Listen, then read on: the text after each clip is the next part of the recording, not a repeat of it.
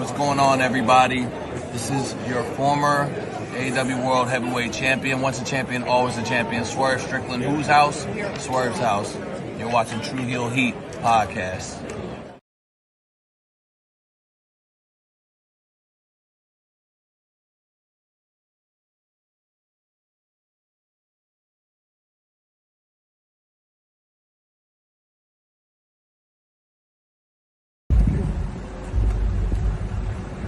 Yo, what up? You know what it is. It's your boy AJ Francis reporting to you live from New York City, the birthplace of hip-hop. And I'm telling you that I'm only tuned in with True Heel Heat Wrestling. Holla at me.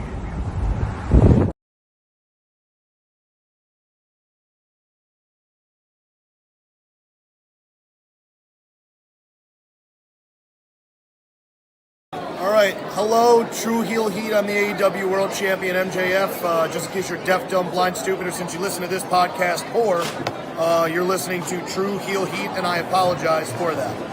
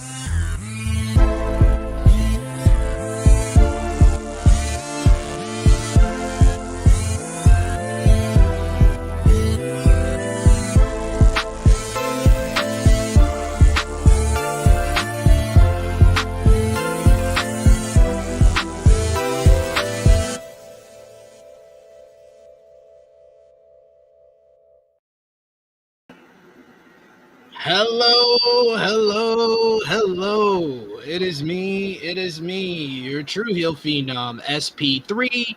We are live on the True Heel Heat YouTube and Facebook for AEWramble 216 for the September 17th, 2025 edition of AEW Dynamite and Collision, September to Remember.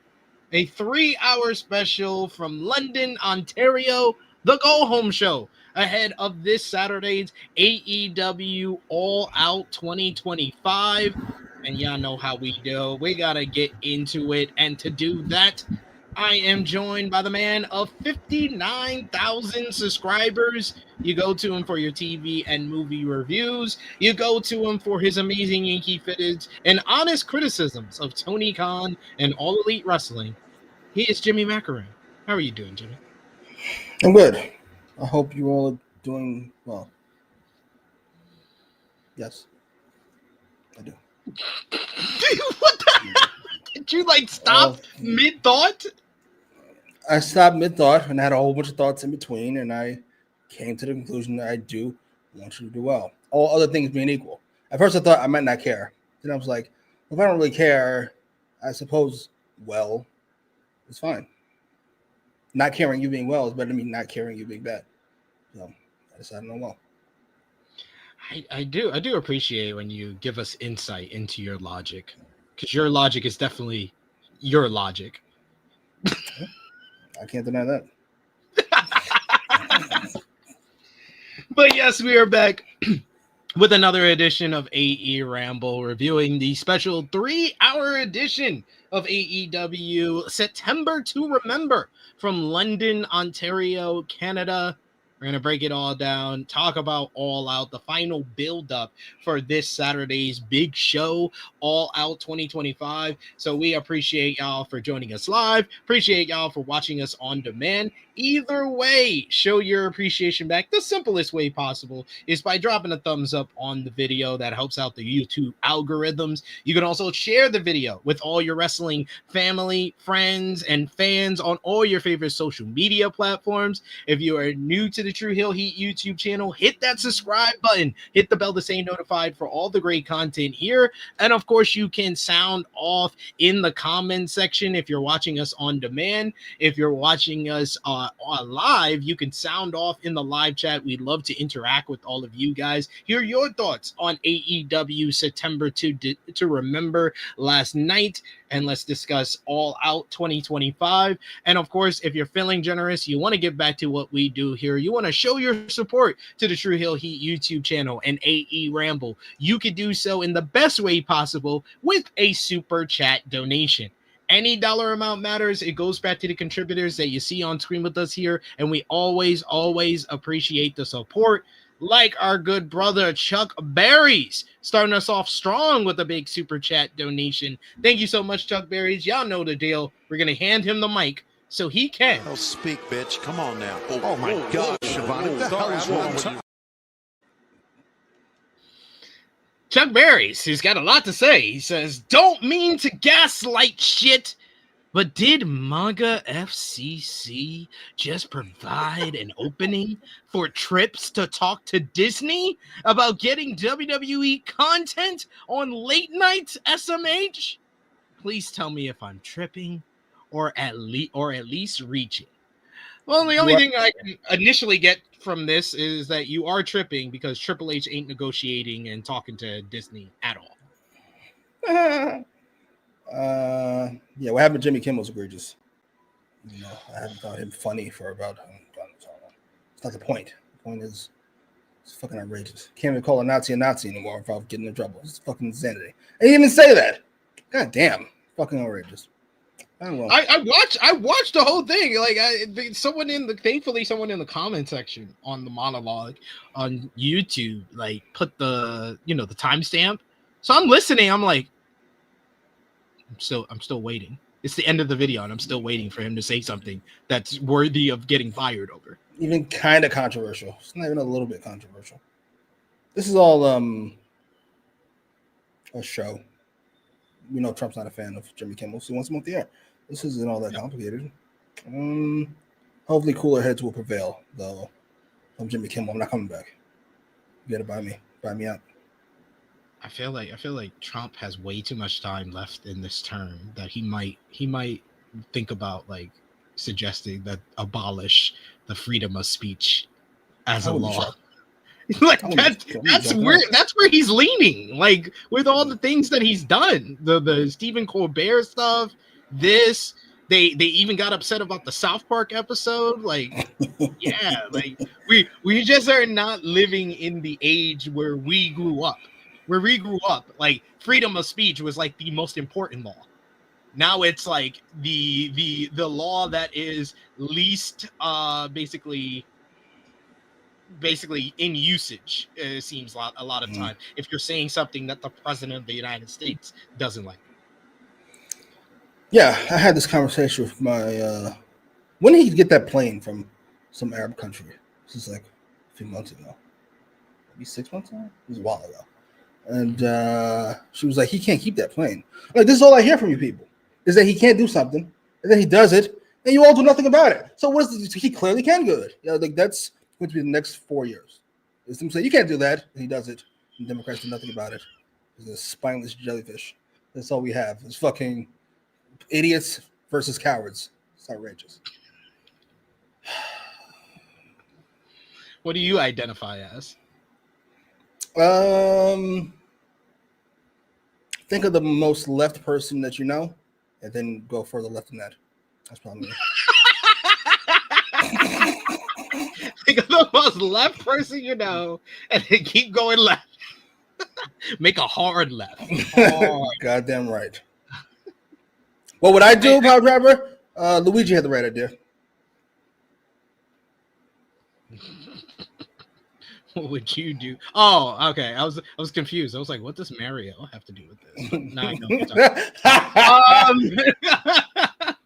talking. We do have another super chat donation here from our good brother Chuck Berries. Once again, he got in a better mood before this one, but let's give him one of these. Listen up, you prick!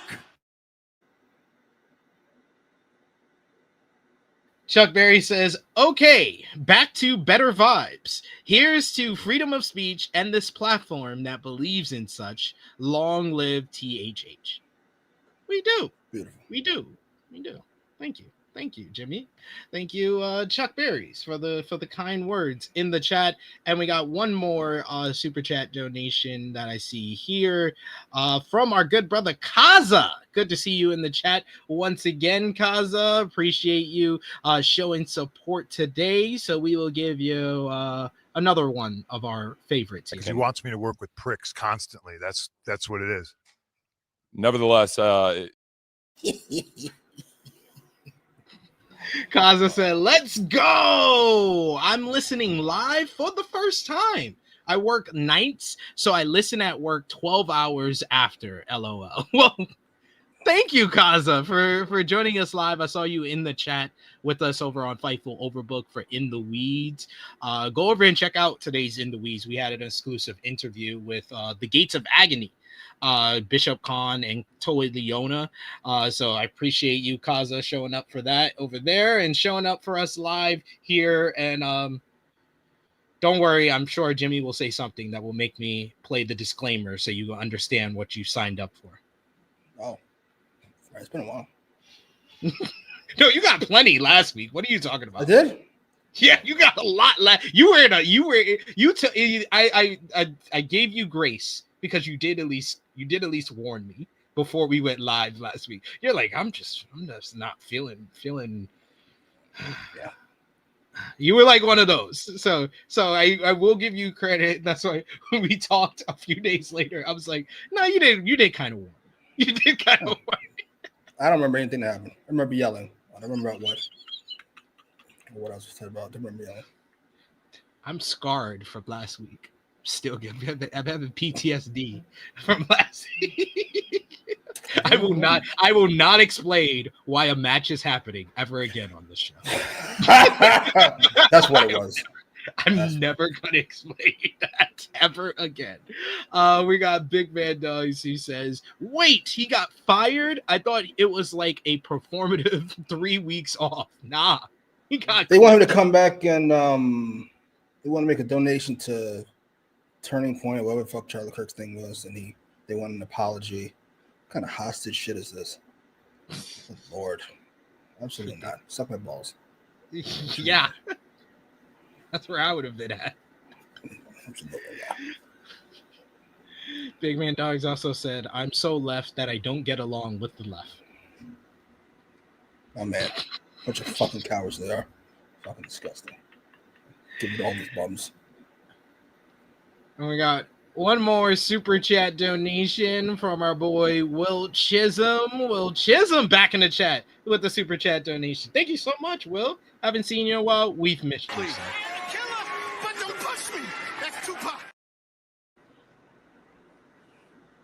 Will says, hot take. TK hasn't done the women's tag titles because Shayna Baszler and Dakota Kai hasn't came in. Shayna wants to be with the NXT baddies. LOL. To be fair, I mean, everybody from AEW have kind of been on the same page in regards to WWE releases. They don't want you unless you prove it somewhere else, it seems. Really? Yeah. You have to prove it somewhere else after the whole Osprey shit that he said. Like, he doesn't want just AEW to just pick up any of the WWE kind of leftovers. Or he doesn't want WWE releases to feel like, oh, I'm fine with getting released. I'll just go to AEW. It's not just a ready-made thing for you to jump to. Unless you're a star. Yeah. Obviously. Yeah. How long has Ospreay been there? This is officially. The end of this year is 2 years. All right. Listen, he's not wrong. I'll say that. He's not wrong. He's correct in his thought process. Who the fuck are you? Hollywood. That's who. Okay. Fair enough. To be fair, big man dogs, I specified this year. 2, Jimmy specified unless you're a star, which Bobby Lashley is, and as a unit, Bobby Lashley and the Hurt Syndicate are. So kind of. So it's not really a moral stance Ospreay statement. Once again, the first thing I said this year. What? There hasn't been any examples of any WWE releases that got immediately picked up from AEW this year. It seems like something that they're instituting just at the beginning of this year, really. They're not instituting shit. There are no stars released, so they feel like they can take a moral stance here. It's like Punk in Saudi Arabia. Yeah, you can take a stance when it's not an option. You're not going to Saudi Arabia, so you can say it's wrong. As soon as it's given to you, you're going to take it. Yeah, fucking Roman gets released tomorrow. He'll be in AEW. What are we talking about? This is not a moral stance. Get out of here. Enough of these people. Well, to be fair, Roman's never getting released. You see them how they talk about Andrade, like this nigga Roman didn't change his body. Like Jimmy. That is what I wanted to bring up to you before we get into last night's show. The big news of the week. I did the 3 count with SP3 earlier this week, talking all about Andrade being released from WWE for a second time under very controversial circumstances. One, there is his wellness violation that he had during this last 18 months of his second stint in WWE. He apparently one thing that hasn't been kind of talked about in reports, but I've been very adamant in bringing up, people tend to forget the whole thing from last year when he was not being used and had all the cryptic tweets on social media. Which and I don't know, you could tell me if I'm wrong to assume this, but my assumption is if you're tweeting about it, you've probably already said something backstage. So that also has to be kind of put into the whole account. Then there was him being escorted out of the building during a SmackDown taping last month.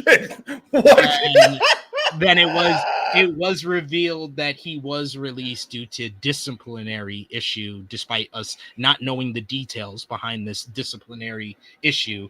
There's also the whole thing with him and Charlotte, the whole divorce and falling out there. So a lot of stuff to bring up and put into account when we think about the Andrade release. But what was your reaction to the news, and what do you think about it now 5 days later? Goddamn shame. It's hard to explain. Andrade's fantastic. That to me, that's kind of obvious. He's kind of fantastic on his face. It doesn't really need to be explained. Just watch him, you get it. He's closer to Shawn Michaels than just a great wrestler. Like, I can't put it any more clear than that. That aside, as great as he is, he appears to have a even more heightened opinion of himself. And unfortunately, even if I agree, Vince doesn't agree, Tony Khan doesn't agree, Triple H doesn't agree, which is all that really matters. So, sorry. I hope it works. But I don't see it. It's kind of over. I mean, he's basically, this is a strange case because he's basically forced to look at the options outside of the top 2 because you've been in the top 2 the last 2 years. 2 years he's been in the top 2 wrestling promotions and had controversial exits from both of them. yeah, that's what I was thinking. Like, if I'm me, I bring him into AEW. If I'm Tony, I don't. I just no, absolutely not. I can't do that after the last time. I just can't. Sorry, you can't go to TNA because they're fucking They're WWE basically. Yeah, They can go to like partners of AEW with the hope that he can prove himself, and AEW might rethink it. He's like the top two choices for him right now is CMLL and New Japan. God damn, bro. I'm trying to think of my favorite wrestler to watch in the ring, like outside of Takeshi and maybe EO. If I had to pick one, I'd watch Andrade. He's fucking fantastic. But yeah, it's an issue. Rebuild himself? What you guys talking about? He's gonna prove himself. Ain't he 40? He's got. I wouldn't say rebuild himself. He has to rebuild his reputation. That's for sure. Oh. just be in a place for a year without no issues. That's what he has to do now. He's gonna go somewhere he doesn't want to be. By the way, he's 35. Good lord. All right then. All right. I think he's older than that. He's closer to Charlotte's age, and Charlotte is 38. I can't imagine. Yeah. Oh no, you're right. They're right. He's 35, so he's younger. He's in the start of his prime. What the fuck? No, so I can't imagine how much of a problem he was backstage in WWE, having been recently divorced, on some type of substance, unhappy with his booking. Yes, that seems like that'd be an issue. You already went upside what you call said. Yeah. Fuck. Listen, I hope it works out for him because he's fucking fantastic, and I'm Team Andrade. But I doubt it. But if you maybe put money on it, it's not gonna work out. His best bet: go to CMLL, spend a year there. You'll be automatically. You come to CMLL, you're the second biggest star there, not named Mystico. Like he can be a big star, be a big draw, have some big money matches with Mystico and Mascara Dorada in Mexico, and then see if he rebuilt his reputation enough to get the drop from Tony. Or maybe he dips his toe back in and Tony uses him as part of the CMLL roster. I can see that. Listen, if you move the needle, you're going to get a phone call from one of those dummies from the Big Two. So yeah, do your thing. MLW would be the third option, but it's like basically what me and Jimmy always talk about.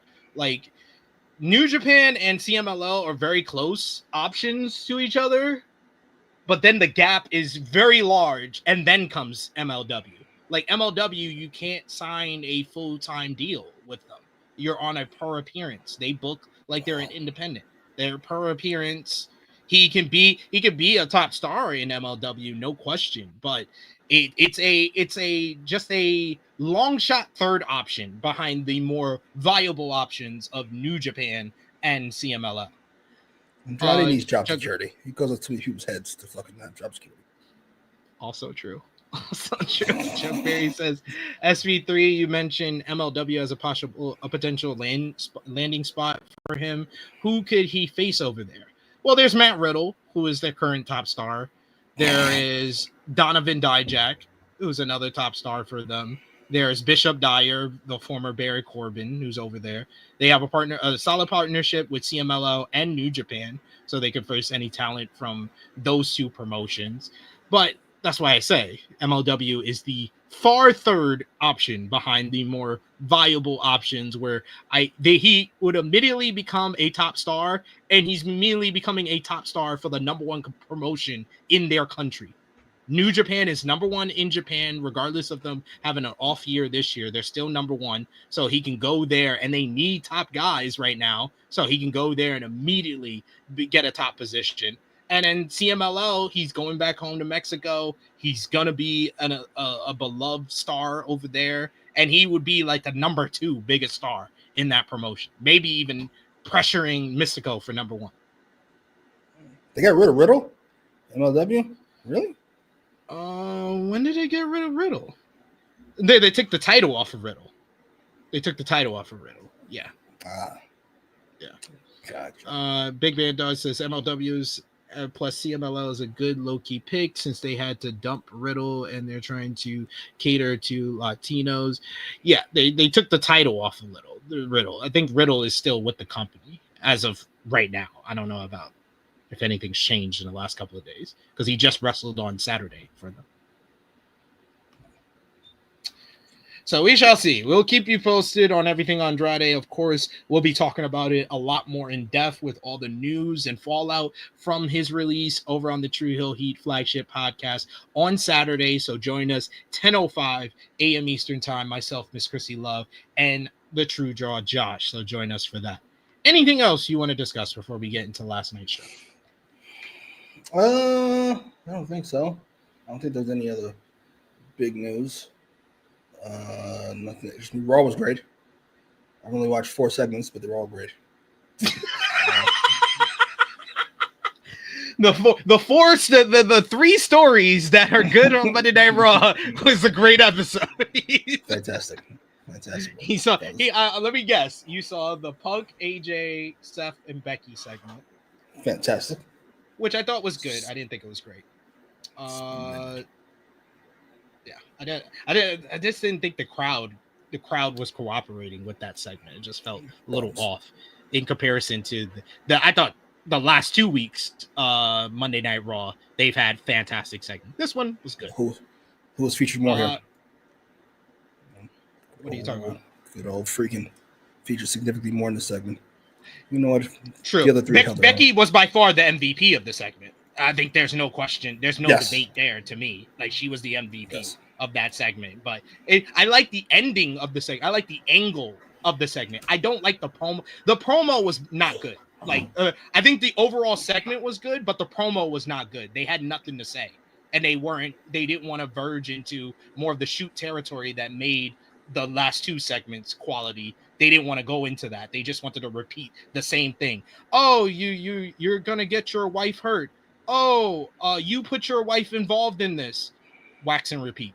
Like, that's what the promo was. The actual dialogue I didn't like, but the angle with Becky giving her the manhandle slam, very well done. Then there's the Jey Uso, LA Knight stuff,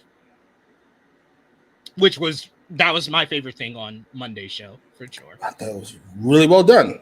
Somebody woke up in the writer's room. Good job. Yeah. Must have been Ed what's his face?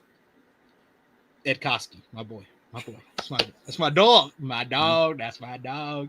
And you probably did you watch the Stephanie Vaquera match with Kyrie? I did. Of course, Yeah, that was good. It was good. I can't say it was good. That was good.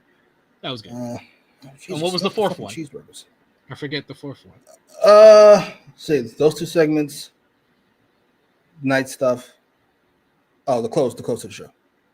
Not the actual match. I didn't watch the main event, but I did watch the close to the show.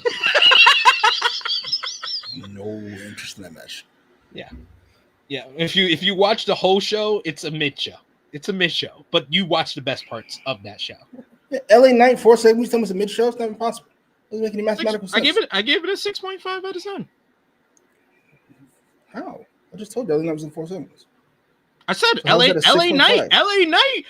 Knight and Jey Uso. I love that rivalry. I love the booking of that whole angle, that whole rivalry right now. But that's not.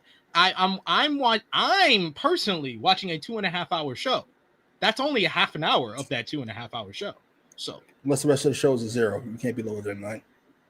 9.5. The rest of the show could have been a 0 because not much happened.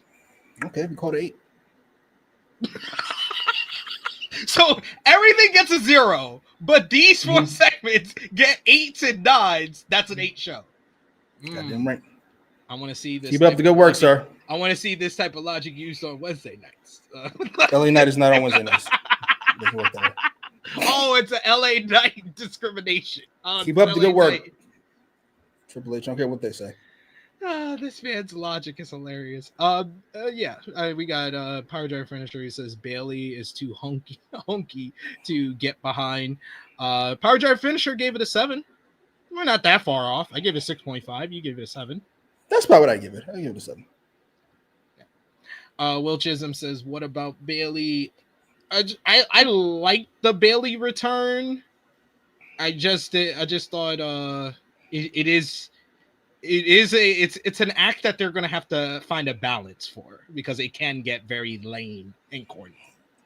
Yeah, I appreciate the swing. Take the swing. Yeah, I'm assuming it's gonna fail, but take the swing. Yeah, take the swing, of course. 100% believe that. All right, let's get into last night's show. AEW Dynamite Collision, September to Remember. What did you think about the crowd in London, Ontario? Fantastic crowd. Jarring compared to what we've gotten in the last few weeks. Did they say it's for September to whatever the fuck last week? I must have missed that. Yeah. September to Remember. Yeah. They said it on commentary, which I don't blame you if you don't listen to them. But yeah, this was a 3-hour special. I thought the crowd was really good during the first 2 hours of the show. Like any 3-hour wrestling show, they died in the third hour. AEW Dynamite September to Remember comes on the air with Excalibur welcoming us alongside Taz and Bryan Danielson. I wanted to mention here, I'll mention it here because I don't know if I'll mention it throughout the show. Taz has been the best he has ever been on AEW commentary the last 2 weeks, and I'm going to give that 100% up to Bryan Danielson. It feels to me, especially this show, Bryan Danielson's enthusiasm into the action in the ring, as far as like calling a wrestling matchup, it's rubbing off on Taz, and it's basically blocking out a lot of his bad tendencies. Yes, Dragon is a impressive individual. Feels like you don't want to be a clown sitting next to Bryan Danielson, which Taz freaking appears into. Very true. Very true.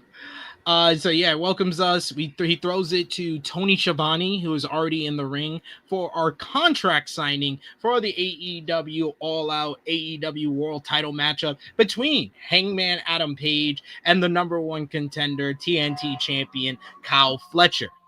Despite the Don Callis family not being allowed at ringside during All Out, Callis was out with Fletcher on this show here on last night, quickly cutting Schiavone off to start off the contract signing before anyone could put pen to paper.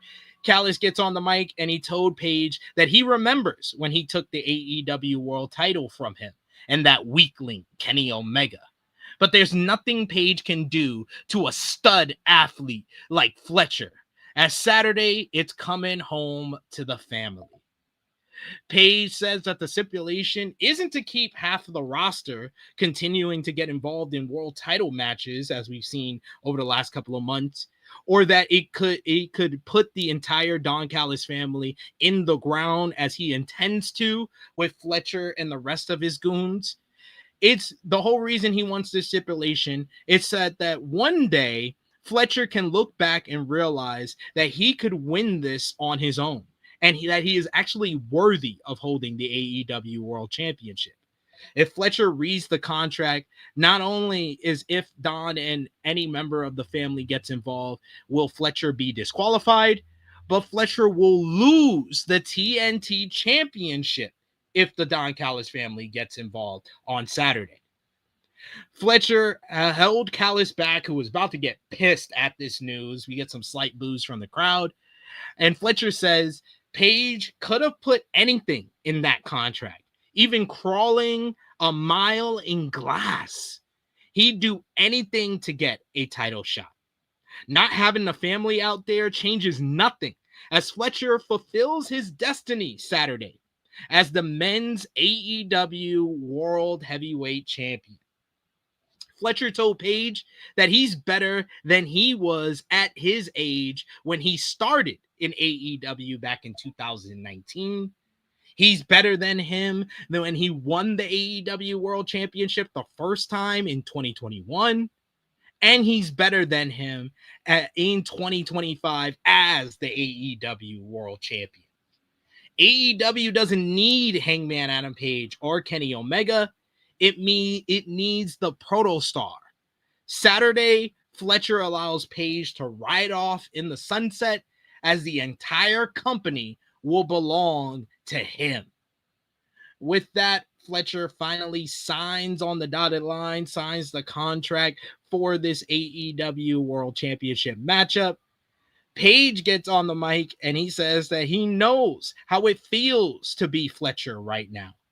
But the thing Fletcher doesn't know yet is it'll crush him the day after All Out. While Page believes Fletcher in saying that he'll give everything he has, it won't be enough. But what Fletcher does with that feeling will define him for the rest of his career. After All Out and the days and years that follow, do not disappoint him. As Page signed the contract, making the match official. This was a great production shot, by the way. I love this production shot during the contract signing. That was really, really, really well done by them. Tony Schiavone is about to wrap up the contract signing when Fletcher finally basically cuts him off and steps in to interrupt. Fletcher gets on the mic and he says Schiavone was trying to make it official, but he tells him that Page, he's a man of his word. There will be no physicality during tonight's contract signing, or there will be family members out there on Saturday. There will be none. But tonight, Page will not be able to walk out and leave the building under his own power on his own feet. He says that he will make a point and he will leave him in a pool of his own blood, sweat, and piss. And he will make sure he gives him a preview of what will happen to him at AEW All Out when he makes him say his full name. This man says this catchphrase like it's the greatest bar he's ever come up with in his life, and it's hilarious every single time. I die laughing. It's like, why is he saying it with so much conviction?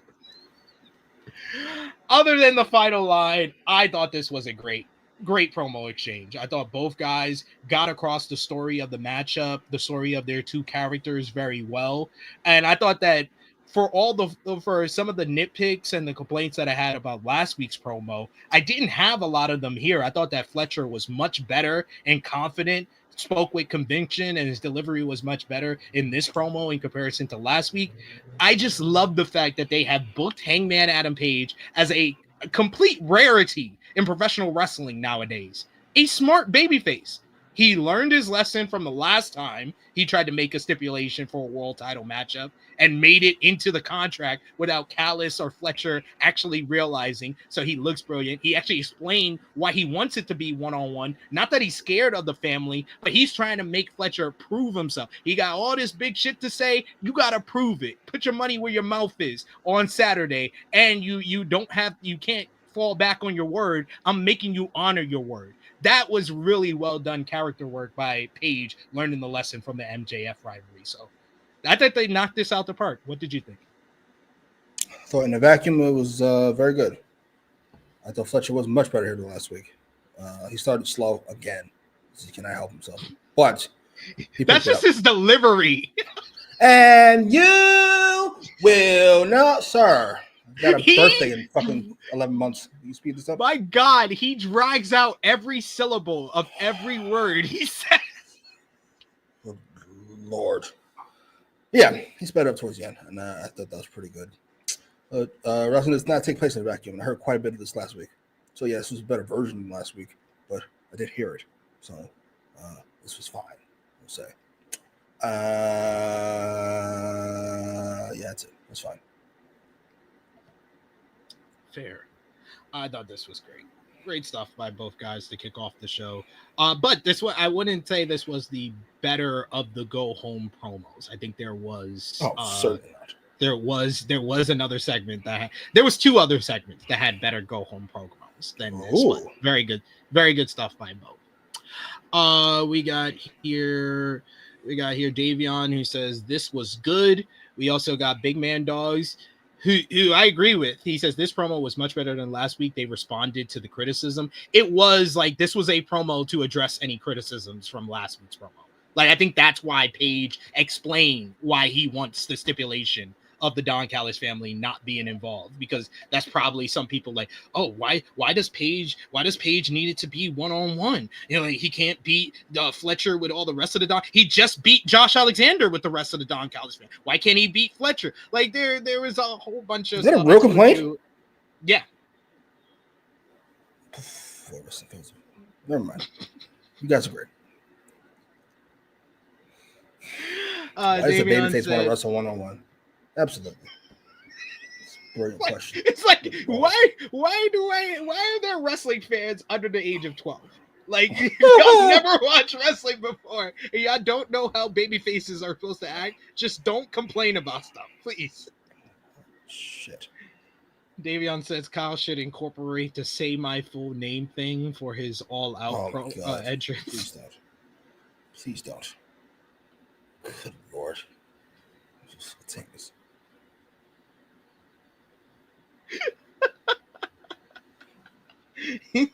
See, you're about to get upset. That's so good. My question to you, do you think this main event's on Saturday? What are the other options? Oh, the tag match? Edge and Christian?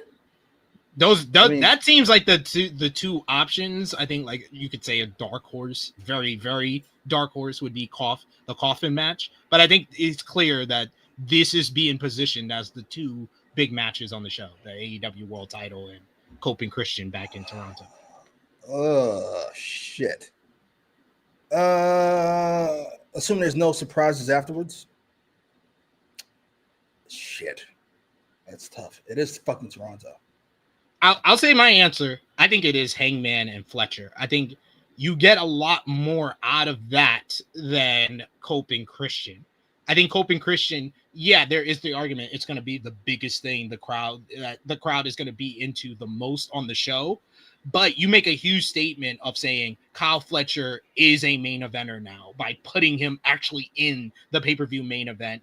You also have to make up for the fact that you had your two biggest stars in a world title match at last month's show and they didn't make the main event. And you the special excuse was, oh, it's a lights out steel cage match. This is a regular tag team matchup. It should not be main eventing over your AEW world title match. I think that is a bad tone setter for Hangman's run as champion as well, that he doesn't main event the first two pay-per-views he's on. I think that's saying a statement in the same fashion that we got the statement from last year when Swerve didn't kick off the first show after he won the world title. Yeah. I forgot Hangman didn't headline. Whatever the last pay-per-view was. Forbidden Door? Sure. Yeah. I would, yeah. We can have Hangman main event. Yeah. Good luck to you. We'll see. Big Man does, yeah. He says the graphic I saw had the Cage and Cope match small. Look at you. But in the correct order. But I watched the countdown show after this show last night, and the main focus of that, the match that got the most video highlights was Copeland Christian versus FTR. That was the focus of the countdown show. And the focus of the advertisements for All Out has been Cope. So I wanted to see what you thought about that, because I think that's an interesting question going into Saturday. Similar with the WrestlePalooza show, there's two matches that feel like it should be main event, but I think Joe Tessitore on ESPN already said Brock and Cena is the main event. I mean, it's Brock Lesnar and John Cena. You kind of bite the bullet. Sorry. So these are the two world title matches and the Punk tag. Sorry. Yeah, I didn't think Cody had a shot of headlining this show. Ain't that a bitch? The world is healing. While the rest of the world goes to shit, the wrestling world is healing itself. Not even considering this fucking. That'd be nice. Not even considering this person. I hate the fact that you have stayed adamant. Like, you've had this hatred for Cody, this transformation, because you loved Cody back in 2018, and then he transformed through his time in AEW. But you have not been the fickle anti-AEW fan who've been like, oh, Cody's in WWE, I love him again. No, you have continued with your hatred of Cody in WWE. You've shown me who you are. You're not good enough to headline over there. You're not good enough to headline over here. No disrespect. You're a number 2 guy, a number 3 guy. We got real stars here now. Cena's here, Leslie's here, and Punk's here. Oh, you can't main event. Becky, what do you want from me? What do you want from me? Yeah, I can't do it. Sorry. Maybe next time. The Rock is definitely headlining that show with Roman, right? That Saudi pay-per-view. Dude, I said that. Like, that's got to be the main event. It's either that or Punk in Austin. Yeah, sorry. I know people say Rock and Cody. Sorry, Rock's over. It was fun for a while. Now I'm over it. Nah, it's not happening. It's not happening. I was thinking about it too. This is like the first year, I think, since Cody's been back that we don't have like a clear indication of who he's facing at WrestleMania. Because this point last year, we knew Cena was in the conversation and that Cena was an option. This time, 2 years ago, we knew it was going to be the Cody and Roman rematch until Rock showed up, of course. 3 years ago, even with him injured, we knew he would come back and probably face Roman Reigns. So this is the first time since he's been back that we don't know for sure. To me, the best option for Cody right now is Punk. If we're talking about headline or something, then yeah. I'm not mad at that. WrestleMania, that's a match they've been teasing for 2 years. See the Roman and Seth? I could see that. Honestly, I said this last year with the Solo thing, and I sounded crazy because Solo was not really performing to that level for them to protect that matchup. But someone who is Braun Breaker. I think they might wait for the Braun Breaker match till Mania. Against Roman? Yes. All right. I think at this point, when do they do that matchup? What do you mean? When do they do that matchup? When they remind Roman who Braun Breaker actually is. Oh, the Steiner kid. Oh, yeah. Thinking about no fucking Braun Breaker match? What? Huh? Hey man, Doug says Roman versus Seth for the World Heavyweight Championship, Punk versus Cody for the WWE title. Yeah, I can see those both happening. Yeah, it can be fun. That's two really good main events. Yeah, I mean that's your night 1, night 2 main events right there. Yeah, we can pretend for another year that Cody's the guy. He's headline night 2 3 times. All right, whatever you say. Yeah, sure. Come on, I would say Cody is 3. He's number 3. He's number 3. It's Roman, it's Punk, and then it's Cody. It's like watching it really slow decline. We go, it's Roman because it's Cody's the guy. It's Roman and Cody is the guy, and Punk's 3. Now it's Roman and Punk, and then Cody's 3. Yes, slowly but surely, where he belongs. Stop it. He's behind Becky too, but we'll pretend that he's not because she's a woman. Stop it. It is what it is. It is what it is. He's behind Rhea too, if we're counting women. No disrespect. I'm sorry. Davion says Jimmy's rants on Cody are always hilarious, and I'm a Cody fan. LOL. Me too. No, you're not. No, I will not allow King Potate to come on in the comment section and tell us he's a Mark Briscoe fan. I will not allow you to tell me you're a Cody Rhodes fan. I root for Cody to do well. He's good in the ring. He's good on the mic. He's good face. No, you don't. You rather be right about Cody than Cody have success. That is a bold Hey, man. Listen, hey, we've all got limitations. He just bold-faced lied to y'all.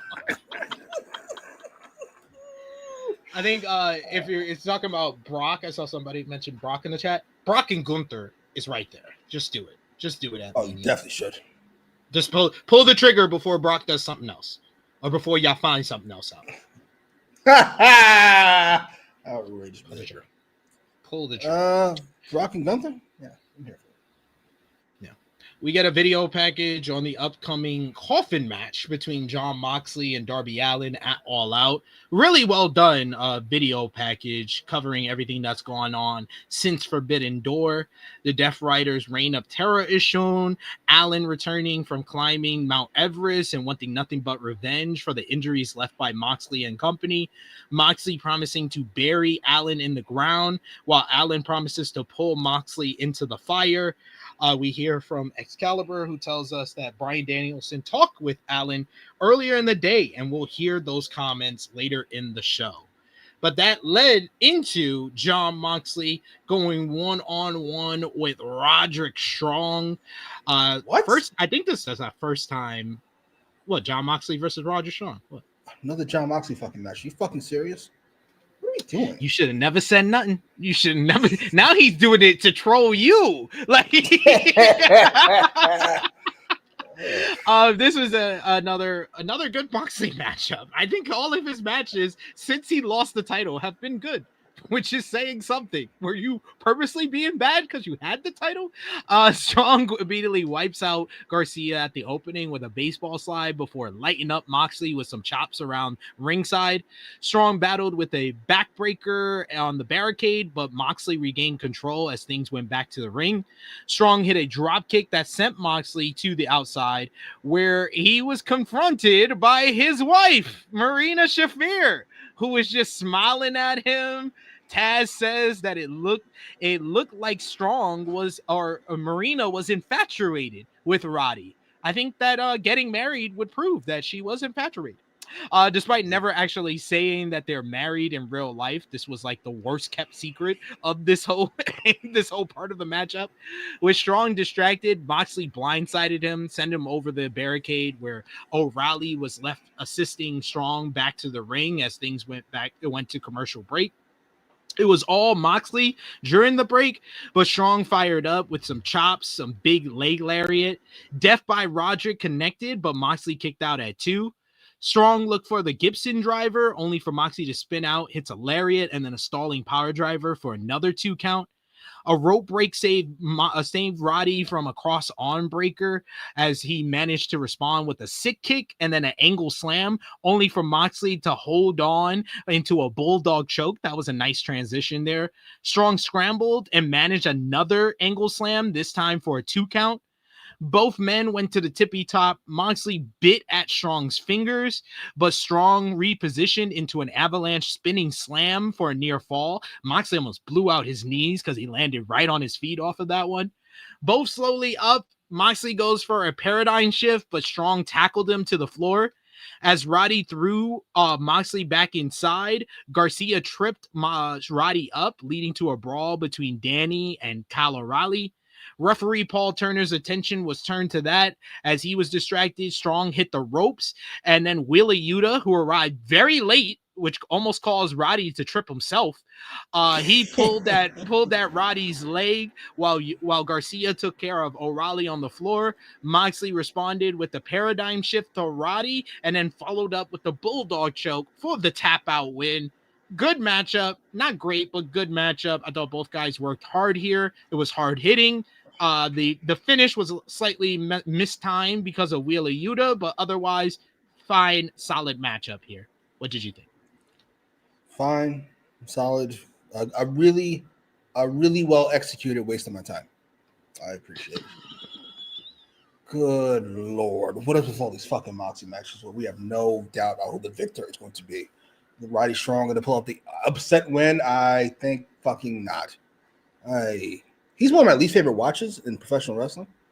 Jon Moxley. Ooh, Roddy? Ironically. Oh, I thought you were about to say Roddy. No, Moxley. He's one of my least favorite watches in professional wrestling. And ironically, only my second least favorite watch as far as Shield members are concerned.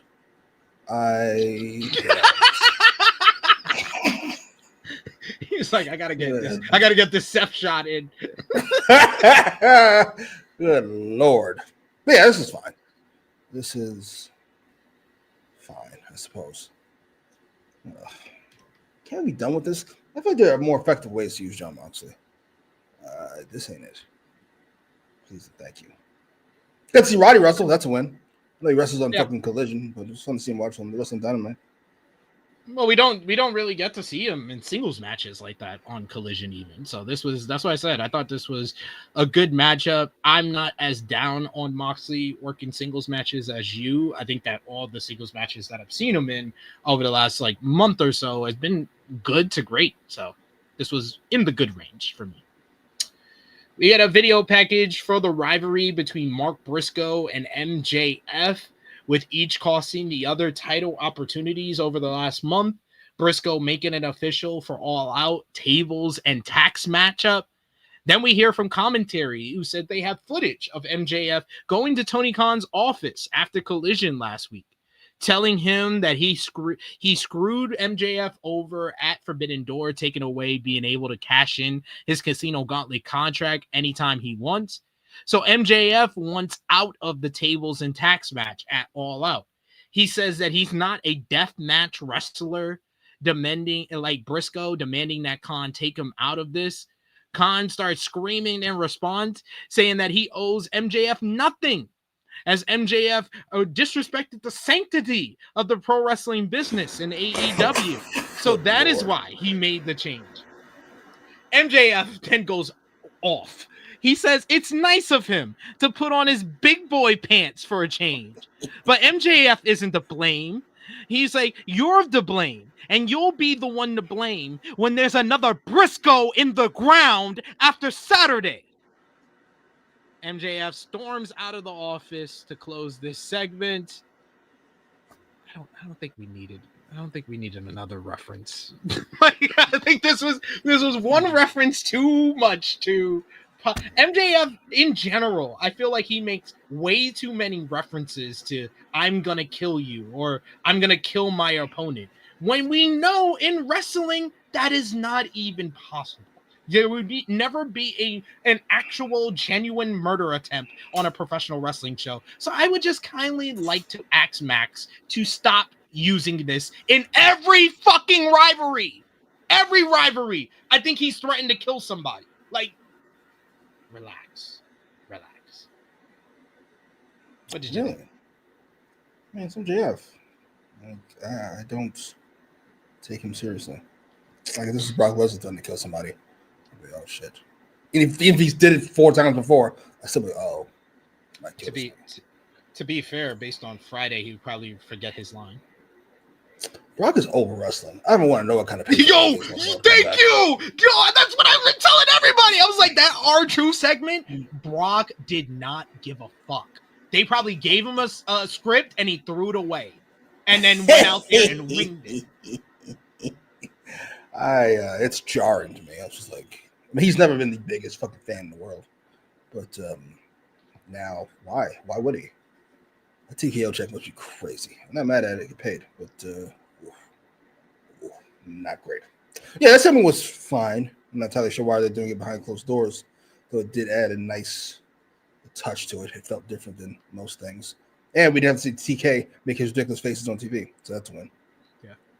When he was probably yelling like this, "I'm telling you, MJF, I hate you so much." Like a big weirdo. It's like, get away from me. Oh man.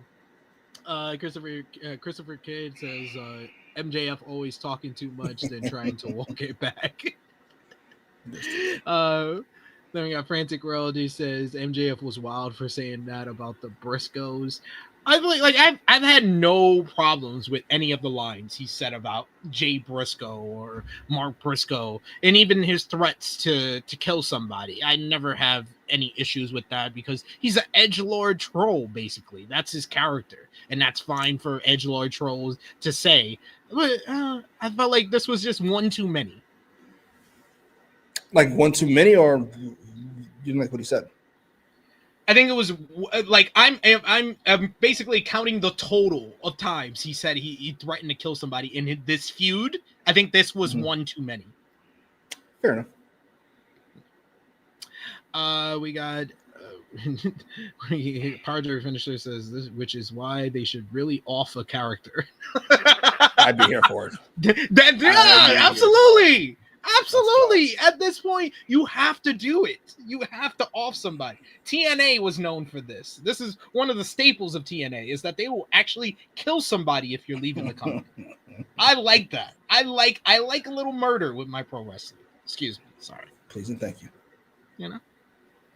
Then we got the match that I know Jimmy Macram was looking forward to the most out of everything else on this card, because it was the question of who will bump first.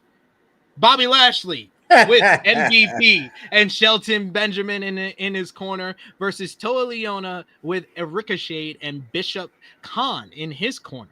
Pre-match, we're reminded that Bobby Lashley has never been pinned or submitted since coming to AEW last October. The crowd chanted for Lashley in the early going, but it was Leona who was in the driver's seat delivering clubbering blows. We get Lashley starting to fire up momentarily until Leona mowed him down with a big boot, standing and posing on top of Lashley before they went to the apron.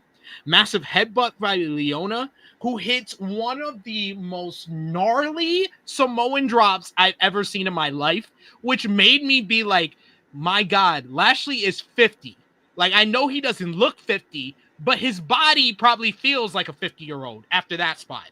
Like, Jesus, the way he fell and everything.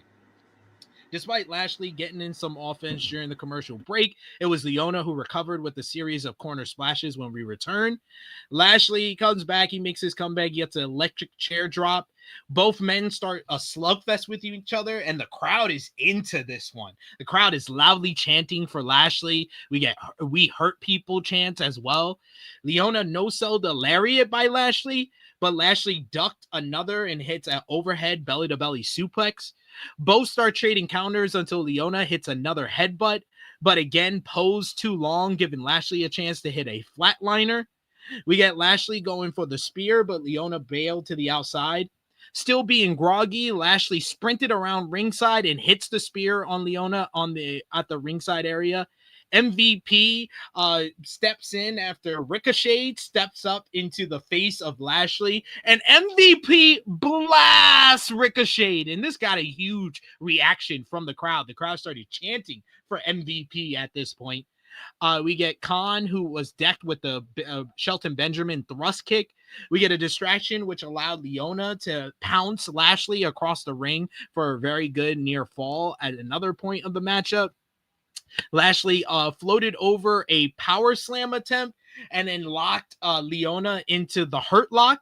Leona tried the Bret Hart escape, climbing up the ropes and getting into a pin attempt, but all that could do was get Lashley to his back, and he had full control. I love the ending of this matchup with Leona, who is like, no, I won't submit, grabs the referee to say he's not submitting, and then passes out with the referee still in his grip. So the referee has to ring the bell as he's being held on by Leona. This was a very fun hoss fight. I loved it. I hated the post-match. Post-match, we get Ricochet and Bishop Khan hit the ring, only to get absolutely demolished by MVP and Shelton Benjamin. MVP breaks his cane over Ricochet's back. Khan is sent packing by Shelton. All the while, Lashley still has Leona in the hurt lock. Like, if fucking Ricochet and DOA don't win on Saturday, they've been completely squashed. Like, my God, what the fuck are we doing? Hurt Syndicate stand tall. Leona is held back by the rest of his group as Lashley picks up the win here. What did you think about the match and the post-match here? Finally, some real graps on this fucking show. This was amazing. This was fantastic. The crowd was into it, which made it even better, I thought. I loved all of this. There's no part about this I didn't like. First of all, I love the simple build we got last week, which, these two motherfuckers are gigantic. Let's see them actually fight. Don't let anybody ever tell you booking wrestling is hard. It isn't. Anyway, the match was fucking fantastic. The post-match, I can see why you feel that way, but you have to remember that they're jobbers. Never forget. You have to remember, the Hurt Syndicate does not sell for pay-per-view opponents. You don't sell for bums, and you guys are bums. Sorry. Awesome. This was fantastic. Now, listen, my guess is they might win at the pay-per-view. You can't pin Lashley. So Pin MVP. Yeah, pin a non-wrestler. I assume Ricochet will pin a non-wrestler, which I'm fine with. But if they don't, like, what harm has been done? There's no actual harm done. The fucking gates of agony are right where they were before this. You're welcome. You're welcome. We got your nice payday. Now you go back to the fucking dungeon. Beat it. Fantastic. I loved all of this. This was inspired shit. Fantastic. We got Big Man Does. He says, no more baby wrestling. This is for real men. If you can't flip like Osprey or Dorada, stop and take steroids. Let's go. That was perfect. That's all I want. Stop and take steroids. That's all I want. Awesome. Yeah, you're actually right, Big Man Does. He's we had a bit of a color change in the palette for this episode with the red. Maybe that's what it was. I wasn't as annoyed watching the show. Maybe that's what it was. No. And he agreed. Yeah, Big Man Does agrees with you. He says match of the night with a wide margin. God damn right. Davion said this match ruled. Yeah, I had I said it before. I don't know if you, as I tend to feel like if I'm not directly talking to you, you don't tend to listen to me. But I did speak to Leona right before we went live here because we had the interview on Fightful Overbooked, and I had to bring up. I was like, dude, that matchup was so awesome. I was like, but like, do you realize that Bobby Lashley is 50 and that he's not as young as he looks? Because you tried to kill him on that Samoan drop. That's what I said to him. I was like, yo, that Samoan drop was so gnarly. I had my mouth open, my jaw was dropped for a minute. I was like, God damn. They really like these kids. It's Lashley's a bum for anybody. Good Lord. Yeah. MVP, he just did an interview with the homie Cam Hawkins for Yahoo's Uncrowned, and the first thing he brought up is how much he loves Gates of Agony. Oh, congrats! You know what? He's like those. You want to know how much he loves them? You know what he said? He said the ultimate unk phrase in wrestling. He was like, those two guys, they passed the airport test. Oh God, old ass. I was like, you unk. I was like, this motherfucking unk. Yeah, that was fucking great. Yeah, a lot of fun there. It actually made me go like, maybe this trios match is not going to be that bad. Like after watching this match, I was like, just focus on Lashley and Toa, and let's get Ricochet and Shelton had a good matchup last week. So. Like just have them mix up. I think we can have a good matchup here. As long as we keep it short. Yeah. 10 minutes. I don't know. But we said there was a promo segment better than our opening. Let's get to it. Tony Schiavone is in the ring and he introduces the hometown heroes, the home country heroes, Adam Copeland, who gets his full entrance with the Canadian crowd singing his theme. Despite being a team, Christian Cage walks out on his own. He's still entering through the heel side of the stage as well. FTR and Stokely came out with security guards as Tony Schiavone reminds everyone that there will be heavy fines if there are any altercations here tonight. Stokely then gets on the mic and he says that if they touch Dax or Cash or himself, it's if they touch Dax or Cash, it's a $100,000 fine. But if they touch Stokely, it's a $500,000 fine, and the match is off on Saturday. Stokely told Copeland and Cage that their families won't see them compete in their hometowns if they put their hands on him. So FTR, the greatest tag team of all time, gets to speak first. We get Cash Wheeler on the mic, where I think it was you that said, man, Cash has improved on the mic, in the ring, and this was the ultimate example of this. He knocked this shit out the park to me. Wheeler says 16 years ago, 2009, he met Copeland for the first time. While Copeland was one of the biggest stars in the industry, while Wheeler was nothing more than a jobber who's trying to get started in the business. Copeland came to his gym, and they struck up a friendship, and the advice that Copeland gave him, it helped him to get signed to his first big job. 10 years later, FTR have become living legends who helped Copeland get his career back just 6 years ago. Before helping Copeland get to AEW, he made it the Cope Show, while FTR did all the work for him. 6 years ago, they helped him get his career back. Saturday, they take it all away for good. Dax then gets on the mic. Dax says that he won't yell over the fans, but there was a time Copeland and Cage were the best team in the world. The only reason was because their competition were two mediocre teams that made them look good. God damn.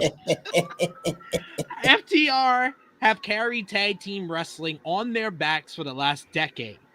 Have been some of the best tag team matches people have ever seen. Classic bouts with Enzo and Cass, Gable and Jordan, Gargano and Ciampa, the Young Bucks, Bullet Club Gold, the Outrunners, and a trilogy of matches against the Briscoes. 10 World Tag Team Championships. They are living legends. For Copeland and Christian, this is a dream match. But Saturday, they forced them to end their dreams. Copeland ripped the mic away, telling them to shut the hell up. He tells Stokely to keep his wife's name out of his mouth, or else Beth will slap the lips off of his little ass head. Copeland says that the fans don't want FTR in the spotlight. They wanted Copeland, who tried nothing but helping them when he came to AEW. Copeland and Christian revolutionized tag team wrestling, even having a match turn into a goddamn pay-per-view. On Saturday, in front of their family and their home country, when they dragged them to the deep waters, FTR will understand why there's only one Cope and Cage. And Christian gets on the mic and he says, it's actually Cage and Cope. Which popped the crowd ridiculously at that point because his delivery was awesome. Harwood told Copeland, stop looking at him, which Copeland said he'll look at anyone he damn well pleases, and called Harwood a piece of shit. Cage took the mic and said with $500,000, Stokely might be able to actually get some hoes. But at the risk of sounding like an asshole, $100,000 doesn't mean a damn thing to him because he's rich. Cage then throws the mic right at Dax's fucking face. Lights him up. Dax is holding his mouth immediately, and the brawl is on. We get security coming into the ring to separate everybody. Excalibur brought up the exchange rate in Canada, working in Christian and Cope's favor. Security was beaten up. We get the shatter machine on one security guard. FTR waits for some reason while Christian and Cope hit their finishers on other security guards. Eventually, the brawl continues with FTR and Stokely retreating. But, man, the final shots of this whole scene, oh, my God. This was just like, all right, this was a damn good go-home segment because now I want to see this fucking match. Christian and Cope are left in the ring together, while FTR and Stokely are pissed, yelling at them. They got this great shot of Dax, the close-up. Dax is fucking leaking. Oh my God. That shot right there, that's the for all intents and purposes, that's the money shot. That's the shot that's like, guys, buy this pay-per-view because this is what y'all been getting in the brawls. Dax has bled twice in these brawls. This is what you're getting in the brawls. Imagine when the bell actually rings on Saturday. Put the pitch back up. Home fucking run of a go-home segment. I love this go-home segment. He looks so pissed. That is a great shot. Great he shot. Might kill one of these niggas. This is awesome. What did you think? Fantastic. Splendid. Amazing. I have no notes. Cash was great. Dax is always great. And I got to be honest, the best Edge. Yes. Years at this point. It was fucking fantastic, I thought. And Cage, who's probably the best mic worker out of these four, didn't say much, but he was splendid. He was great. The correction to Cage and Cope, the money, great. He's just I gotta hand it to them. This might be one of their best pivots they've done. The fact that they pivot into this version of Cope and Christian, like the reunion was so rushed and it felt like it was a mistake. But they have done the right steps to recover this. Yes. And I'm looking forward to the match. I might check it out. I gotta be honest. How many matches on the show? On the main card, 10. Anyway, 10, and then 5 from WWE. I was like, out of 15 matches, I only want to see 1. And that's maybe we're at 2 now. As I do want to see what FTR does on Saturday. I'm very curious. FTR is on an all-time run for them. Like, I've never seen a tag team have like 4 different primes. Like they had 1 prime in NXT. Like me and Jeremy was talking about this yesterday on Overbooked. Like Revival, you would think the way people talk about their run in NXT that they were in NXT for like 5 years. They were there as a tag team for like 2. And they're still in the conversation as the greatest NXT tag team of all time. Then they had another prime in 2022 with the Brisco trilogy when they first turned babyface and everything. Then they have ridiculous a third prime every week. What happened? Ridiculous pops every week. Yes. Then they had the third prime in 2023 when they became tag team champions again with the Bullet Club Gold series of matches. Now they're in their 4th prime since turning heel. It's ridiculous. I know you guys are trying to fight it. All the old heads, all the Bucks fans, all the New Age fans. Why are we fighting this? This seems kind of obvious at this point. Does it not? It is what it is. It is what it is. FTR are those motherfuckers. You can let it go. You let it go. It's fine. Yeah, I still think Magic is better than Mike. No, you don't. Stop arguing with me. Yeah, like anyone who's telling me Legion of Doom is the best tag team of all time, like I'm just gonna laugh at you. Like there are old school tag teams that are still in that conversation, like the Steiners. Steiners are still in that conversation as one of the greatest tag teams of all time. I think the Hardys, despite their older age, and I think they've proven themselves to be a draw for TNA. They're still in that conversation for the greatest tag team of all time. What does FTR have to do to make this not a conversation? Because I feel like they've done it already. What for the rest of you? What do they have to do to make this not a conversation? I don't want to say why we're still having. I don't know. It's gonna be hard because I don't think they're better than the Young Bucks as far as like influence. I think Young Bucks are definitely the most influential of this generation. Because break that down.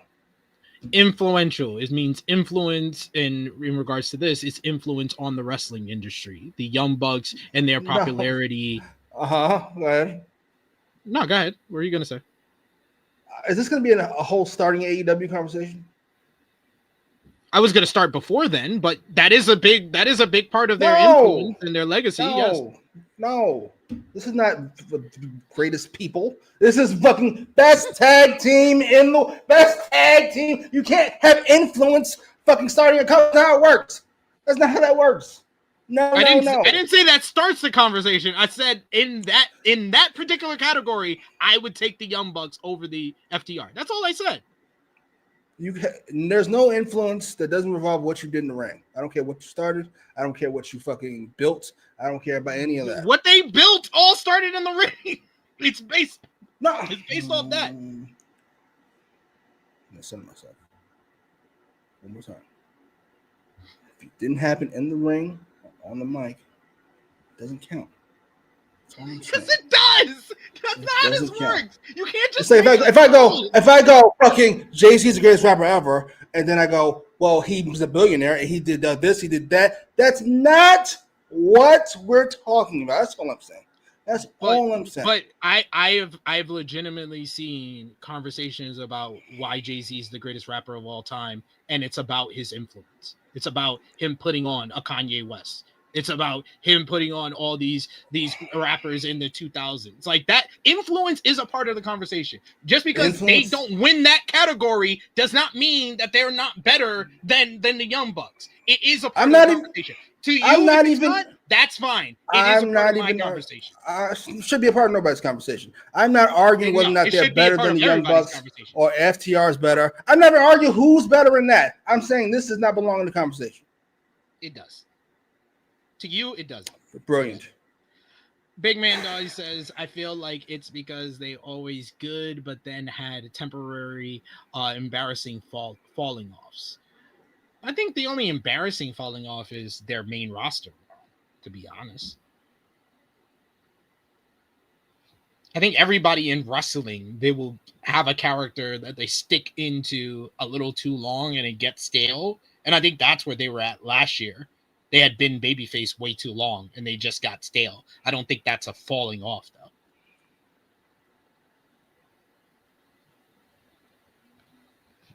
though. All right. Well, we go backstage to the aforementioned Young Bucks, who are with Renee Paquette. She approaches them, who were rocking some new suits. Nick says that it's from rags to riches. They paid off production to give them a proper entrance on tonight's show. Matt reminds Nick that the bag of $500,000 they won last week is getting a little light with their recent trip to the high limit slots at the casino. Matt said tonight starts their redemption tour, as they'll beat the Bang Bang Gang tonight and go on to win their 4th AEW World Tag Team title at All Out. Nick says that they've been very rude to Paquette over the last few years, and he gives her $10,000, which Matt wasn't a fan of at all. Paquette immediately became a Young Bucks fan as a result. That leads into the Young Bucks going up against the Bang Bang Gangs, Juice Robinson and Austin Gunn in an AEW World Tag Team title 4-way ladder match qualifier. We get the massive pyro display for the Bucks, who go with their old EVP entrances, while a sign from a fan that said the Bucks were the greatest tag team ever led to Nick handing them some money, which Matt again wasn't happy with. The Bucks briefly had a fast start to the matchup, but opted to hit their pose, allowing Robinson to take them out with a double clothesline and tag in Gunn. Sliding leg sweep on Nick and a hard right hand got a 2 count for Austin, but Austin was caught in the ropes. Matt hits him with a slingshot senton before taking out Robinson with a baseball slide. We get the See You in Hell somersault assisted backbreaker, had the Bucks in control heading into a commercial break. Back from break, Nick went to the bag of cash and tried bribing referee Rick Knox, who threw the money in the air conveniently right when Excalibur was doing a read for DraftKings, which was funny. After a schoolboy got a near fall, we get a tilt-a-whirl slam from Gunn, led to a double down and Robinson getting a hot tag. He comes in, atomic drop, huge running senton on Nick, while Matt was lit up with jabs and the left hand from God. Before Robinson tagged back in Austin, we got locomotion corner attack on Nick.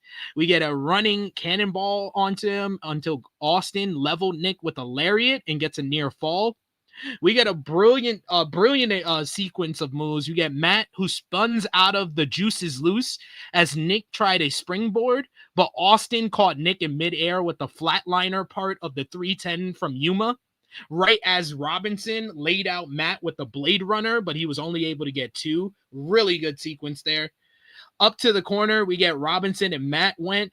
As Robinson hit a Hurricane Rana, Matt held on and the two started trading near falls. Nick Lowbridge Austin to the floor as the Bucks were able to manage to reverse things, get Juice in position, and hit him with the TK driver for the 1-2-3. I thought this match was a bunch of fun. This was a blast to watch. Young Bucks and Bang Bang Gang had really great chemistry here. And I thought this was a strong showing for the Bang Bang Gang, despite taking the loss. Out of all the qualifying tag team matches on the show, this was my favorite. What did you think? This was fine. I hope we're done with the money stuff in the Bucks. So nice, fun little arc they had from All In to right before All Out. 2 months, or however fucking long it was. Good job. Let's move on with life. But I know it's not going to happen. We're going to drag this on for another month at minimum. Nick is going to MC Hammer them. He's spending all this Lord. money with match. I can see that. The match was fine. If you've seen, that'll be nice. Yes, it was fine. I like the character work by the Young Bucks. I'm enjoying the character arc with the bum ass Bucks into rich again Bucks, but it's quick. You could see where all of this is leaning. But very good matchup here for me. We get a video package for the Tornado Tailgate Brawl on the pre-show to All Out this Saturday. We get promos from Willow Nightingale, Mina Shirakawa, Queen Amanada, and Harley Cameron. Meanwhile, we get promos from Megan Bayne and Penelope Ford, as well as the Triangle of Madnesses, Julia Hart and Sky Blue, who tried basically like the evil spooky girls. Let's repeat the same line at the same time, but it was very off. But should be an entertaining matchup coming up at the pay-per-view. It's on pay-per-view? Well, it's on the pre-show. This is the first time. This is the first time they're having a pre-show on TNT, though. So, are they doing the fucking? Is this the first pay-per-view on Max? Yes. I don't know if this is the card for it. Yeah. That's to be fair.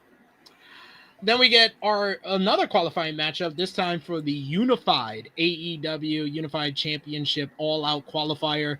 It is two luchadors going at it. The Beast Mortos going one-on-one with Mascara Dorada. The winner will face Konosuke Takeshita and Kazuchika Okada in a three-way for the title on Saturday. Lightning quick start by both men, who trade Huracan Rada's arm drags and leg sweeps aplenty before we get a stalemate. Lucha Libre chants from the crowd as Dorado sprung off the post to the top rope into an arm drag, which looked really smooth. Both were up. Mortos floated over into a pounce and then followed up with a tornillo to the outside. Danielson on commentary is just going crazy throughout this matchup. You could tell how much Bryan Danielson loves Lucha Libre by hearing his commentary in this matchup. He talks about how Mortos is defying physics as Mortos remained in control. Back from a commercial break, Dorada used his speed to backflip off the chest of Mortos and hits a wild-looking arm drag out of the corner that led to the Deja Vu head scissors into another arm drag. Both went to the apron where Dorada hit a huge Mexican destroyer before delivering his own tornillo over the top rope to the floor. Back inside, Dorada missed a 450 splash. He ran into the clutches of Mortos, who delivered a violent-looking Argentinian backbreaker. Mortos wanted a pop-up Samoan drop, but Dorada was able to reverse that into another Mexican destroyer. Dorado wanted a handspring, but Mortos countered, this time almost into an awful waffle variation, just landed him right on his fucking head. With both men slow to recover, it was Dorado who managed to hit a crucifix bomb.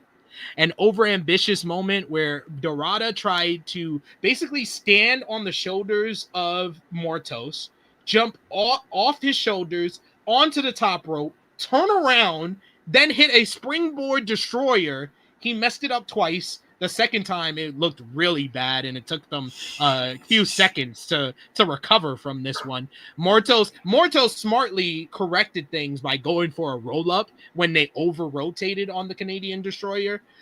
Both men fought to the top rope, where Dorada hits this ridiculous-looking spinning Huracan Rada. Mortos was out at one.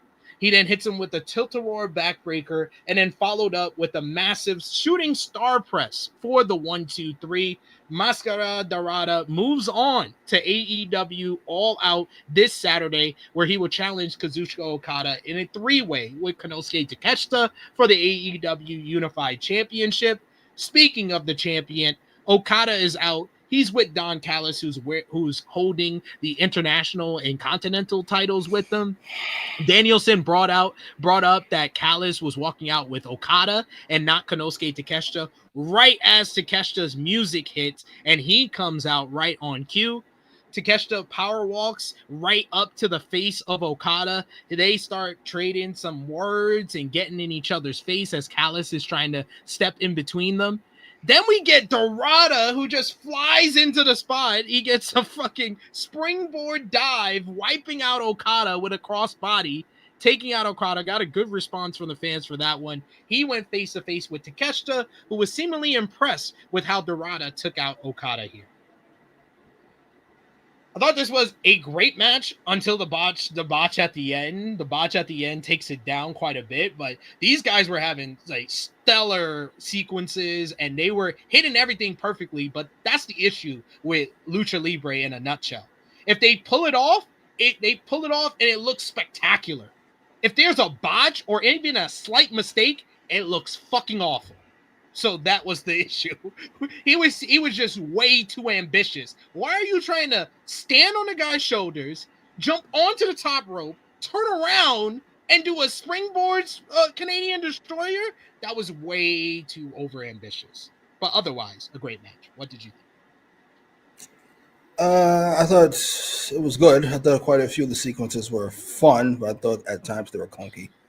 They don't have tremendous time with one another, as shown by the botch that popped up. It was rough, though, to be fair. The odds of that working are not great in general. But whatever, fuck it. Hey, it happens. It's not like you're on national TV. All things considered, I was shocked by the winner. I'm shocked Dorada won this fucking match, though I think it works out for the better. Okada and Takeshita are statuesque wrestlers, and Okada's not going to do much moving. So you have the Luchador in there to kind of fill the void. Though on paper, this is my Austin Triple H X-Pac example I always give. Really odd. You know what? I wasn't willing to give it to you any other time you've made this analogy. This is one where you're right on the money. You used it early, but then you finally got it. You finally hit the perfect shot. This was the perfect shot for that one. Yeah, outside of the tag match, I'm not really looking forward to anything on this pay-per-view. I would look forward to Okada and Takeshita, but that's not happening. You're not looking forward to Hangman and Fletcher? You loved it the first time. Yeah, for free. No, I'm not. I had to watch it. I had to watch it anyway. You wouldn't pay to watch this regardless. You wouldn't pay anyway. Right. So I'm not looking forward to it. It's always free. That's my point. It's always free for you. No, I mean, I'm watching that anyway. I'm watching Dynamite. I have no real choice, so sure, put it on. Great. If I can watch this or something else, I'll watch something else. Thank you. Fletcher's not a star. I think this match is gonna be great, though. I think that Okada. I understand the point of this three-way. I don't understand the point of the other multi-man, multi-woman title matches on this card. This one I do. What is the point of this three-way? It's to give a preview to Okada and Takeshita without giving away Okada and Takeshita. That's a terrible reason. That's bad booking. That shouldn't be anybody's first thought as to why this match is happening, and it's everybody's first thought. That's terrible. We get the spotlight on AEW Women's World Champion, timeless Toni Storm now. She says, the whore you all adore, the slut you can't rebut, the trollop you can't wallop, the skank you want to spank. This tramp is still the champ, but for how much longer? Storm does not know. 7 months ago, Storm won her baby back, and since then, she has lived every day as if it was her last. Slaying beast, belt collectors, forever champions, loving every single disgusting, sweaty, sexually questionable second of it. Because AEW is where the best wrestle. And if you're not willing to put your life on the line every time you step in the ring, darling, you ain't shit. Now Storm risked it all for 3 women deserving of this title. So if this is the end of her reign, it's been the honor of her life. If they really want to take her title, Storm suggests you burn her body in the ground and pack her ashes into a little pipe before taking a big puff, as no one will get you as high as timeless Toni Storm. Then we get Jamie Hayter interrupting, stepping into the spotlight. How dare she? Hayter says that she's a fan. She's not a fan of the spotlight. Storm can keep that, but it won't look as good without that title, now would it? It's been a long time since it's been just Hayter and Storm, who has seemed to forget some stuff. But Hayter tells her 3 things that she should remember. She doesn't forget. She reminds Toni Storm that 2, she invited her into this matchup, and 3, Hayter hits hard. This brings in Chris Statlander to interrupt this spotlight promo, somewhat questioning her resume that puts her in this matchup in compared to the current champion and the former champion, even mentioning that she hasn't had an opportunity at the AEW Women's World title in 4 years. But she says that neither Storm or Hayter have the ovaries to stop Stat. Storm says for the ladies, it's time to trim their bushes, bitches, because they're going to go all out. And it's going to be time. But before she can continue, out comes the 4th member of our 4-way at All Out, Tekla, whose music interrupts the go home line as she is out here for our next matchup, which is against Queen Amanada. But before we do that, what did you think about this spotlight promo? I thought the solo part of the spotlight promo was some of Toni Storm's better like dialogue as far as our promo work. Since probably All In, I haven't loved the promos that she's cut since All In, but I thought that the solo part of this was well done and did put a tiny nugget of doubt that she's going to retain on Saturday, because a 4-way is the prime type of matchup that we've always seen in wrestling for a star that they want to protect. Best way that they always make them lose the title is in a 4-way. So she did create a nugget of doubt for me in that.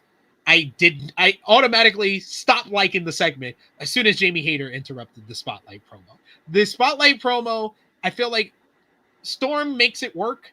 I don't think everybody else can make it work. Statlander was awful in this segment. Hayter was better than Stat, but I felt like the quality of the promo went down when she came in, and it just felt like a revolving door WWE promo.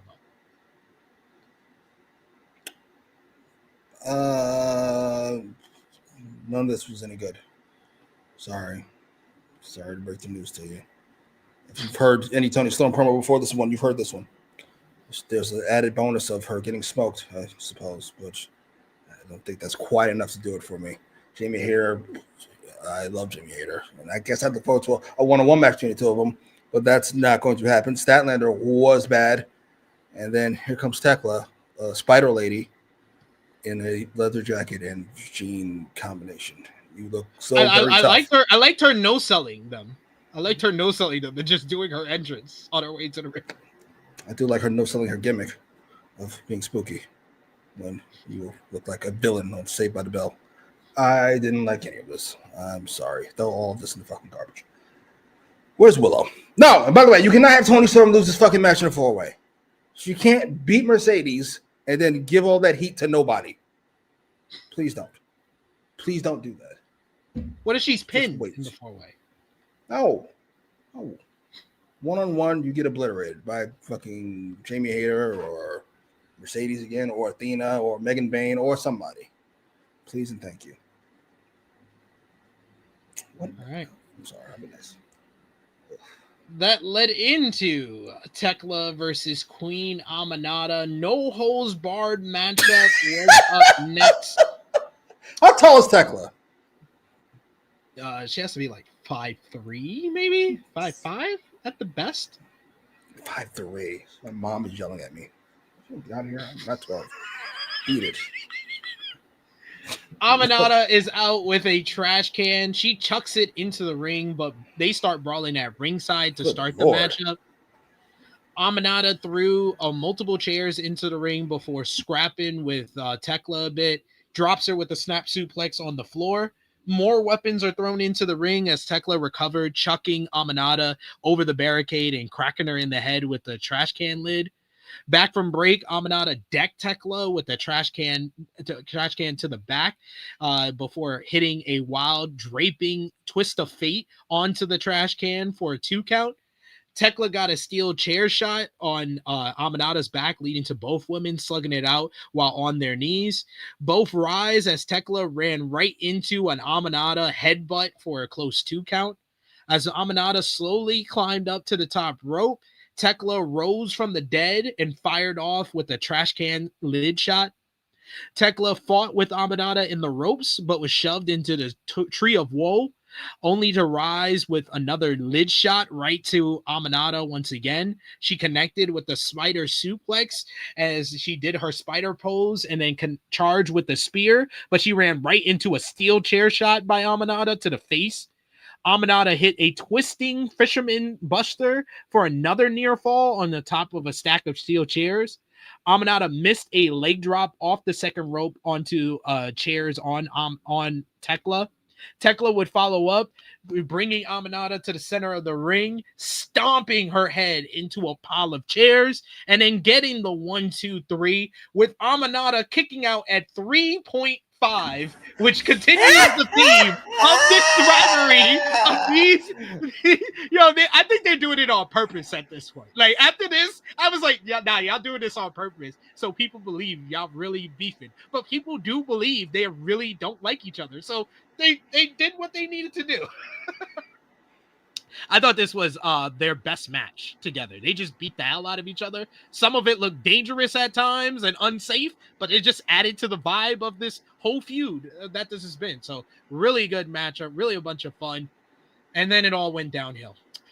Post-match, Tekla was good on the mic. She takes the mic and tells Toni Storm to look no further. Her end is right here. She called Storm back out to the ring. Storm power walks to the ring. She starts brawling with Tekla. She gets the better of him with ground and pound punches. Then Jamie Hayter runs out. Right behind her, Chris Statlander shows up. She sweeps Hayter's legs from the apron, and they start brawling at ringside until Wheeler Yuta and Marina Shafir show up. Yuta is trying to talk to Statlander about using his help. Meanwhile, Shafir is shoving Yuta away to keep him away from Statlander. Meanwhile, in the ring, you got Triangle of Madness show up. Julia Hart and Sky Blue attack the champion. But Storm is able to fight off on her fucking own. She grabs the steel chair. She makes the Triangle of Madness bail. Hayter then shows up behind Storm and looks like she's going to hit her with the Haterade, but Storm is ready for her and tells her to hit her.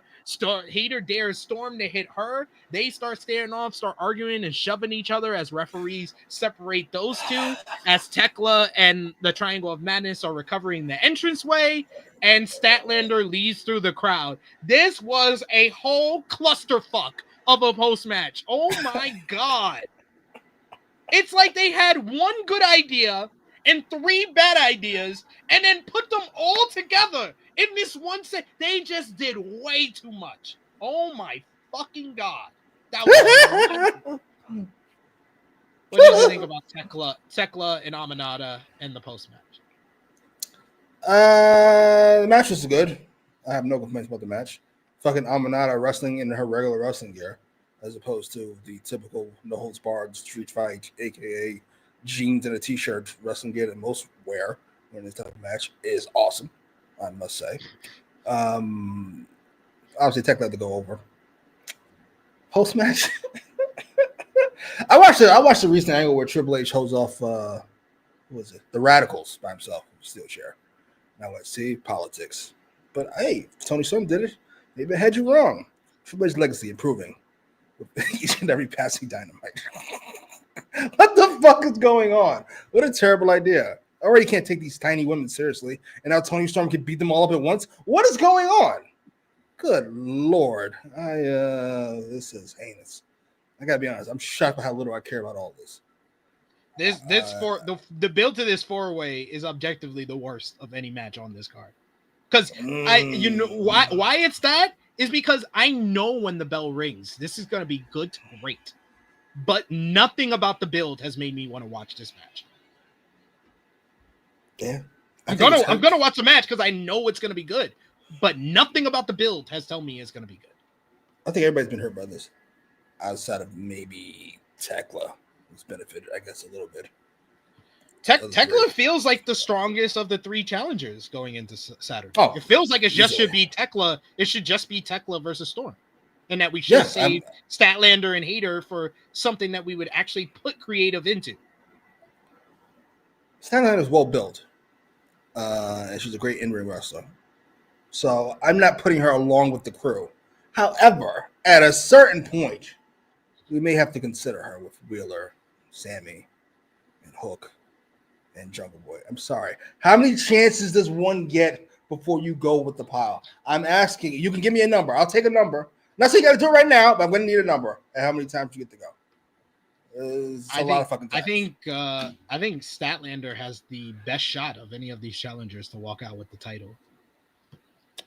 Okay, so because she has the Death Rider story. You could see the Death Riders helping her win the title.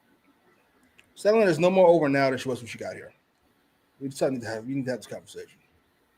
I wouldn't say that. I think she's more over than when she got here. She's not as over as she was last year. Which part of last year? Any part of last I love Statlander. I love looking at her, more importantly. But you fail in a lot of different ways. It's kind of impressive. I'm not saying it's your failure, just that you are failing. It's definitely Tony's failure more than hers. Certainly. Alicia, too, is backstage with Skyflight, asking Top Flight about their matchup against Josh Alexander and Hechicero of the Don Callis family to qualify for the 4-way ladder match at All Out. Darius says since the inception of Skyflight, they've been on a roll and will keep it that way tonight. In walked AEW World Champion Hangman Adam Page. He walks in and he says that he's been dealing with the Callis family for a while as well, and told them to watch out for the family members tonight, as there was like a thousand different members of the roster who could get involved. As the stip of the family not interfering only applies to his AEW World Title match on Saturday, not the tag match tonight. So be careful. That family multiplies. Daniels says that Skyflight have each other's back, and for Page to defeat Fletcher at All Out this Saturday. Page walks away as Skyflight continued to strategize. This segment is perfectly fine. Should have happened an hour ago. Why are we doing the backstage? Because you already set it up with the contract signing. The end of the contract signing is Fletcher saying by the end of the night, I'm going to lay you out, which basically teased that we're going to get something else with Fletcher and Hangman. We needed 2 backstage segments to confirm that, though. And we only got one, and we didn't get that one until 10:15 at night. People are not going to watch after 10 p.m. What the fuck are we doing? And especially if you're main eventing with this bullshit. Hechicero and Josh Alexander versus Top Flight. What the fuck? Oh. What did you think? This is past my watching time. I'm over it. The show's ended. As far as I was concerned, Dynamite went off. You turned it off right after the post match. No, I was watching on Max. It just ends. It just went off. I was watching on Max too. I just backed out of that and went to the collision room. I didn't watch it live. Why would I do that? I watched it this morning. It just ended. So done. Cool. This guy. This guy. You were like, Thanks. oh, did you watch third hour? What the fuck are you talking about? Oh. I know. I did tell you this last week too. That was 3 hours. What was I say? Who's the guy with Celtics? Whichco's got Dirk white hair. It's a little concerning, sir. Dante, I think is his name. He's got Dirk white hair. The light skin one? Yeah, the hairline's going further back, sir. I might be trying to do something. I'm not sure what it is, but that hairstyle you got now is not going to work for much longer. I don't think it works now, but it's certainly not going to work for much longer. Pay to help. Do something, then. Be proactive. Shave it down. Just get that light Caesar. He needs that light Caesar. The afro ain't working anymore. Go to Turkey. Then we get our second of 3 qualifying matches for the 4-way ladder match at AEW All Out. Kip Sabian and Killswitch of the Matriarchy with Mother Wayne in their corner, facing the team of Jet Speed, Speedball Mike Bailey, and Kevin the Jet Knight. I'm totally over this whole Kip Sabian and Killswitch thing. First of all, why is Killswitch still Killswitch and not Luchasaurus? Sabian completely ignores Killswitch to start the matchup, but quickly Killswitch took over, trying to use his style, which worked against him as he was low bridge to the outside. Sabian was hit with the double dropkick as Bailey and Knight tipped up and to hit stereo cross bodies and springboard moonsaults to the outside. We did get a nice little interplay during this matchup between Kevin Knight and Mother Wayne, where Kevin Knight, I think, was trying to bag Mother Wayne throughout this matchup. It was quite funny. Back from break, Sabian continued to refuse to tag Killswitch in, allowing Bailey to hit rapid-fire kicks and a reluctant tag from Sabian. Finally, Killswitch has enough of Kip Sabian after he tags himself in again at this point, slapping Killswitch across the face. Referee Bryce actually allows that as a legal tag, which made no sense at all. Mother Wayne tried to calm Killswitch down as Sabian tried to steal a pin with his feet on the ropes, but Killswitch shoves his feet off the ropes. Killswitch held out his hand for a tag, but pulled it back when Sabian finally dove for it. Sabian was furious as Killswitch told him to turn around, where Knight hit a springboard clothesline, and then Bailey took his head off with the time adventure for the 1-2-3.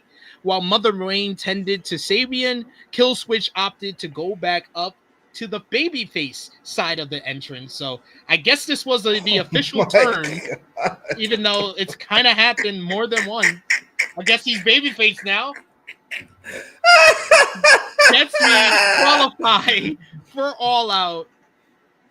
This was just fine. What do you think about the Killswitch and Kip Sabian? Like, what the fuck are we doing? I don't understand what's going on here. Who's...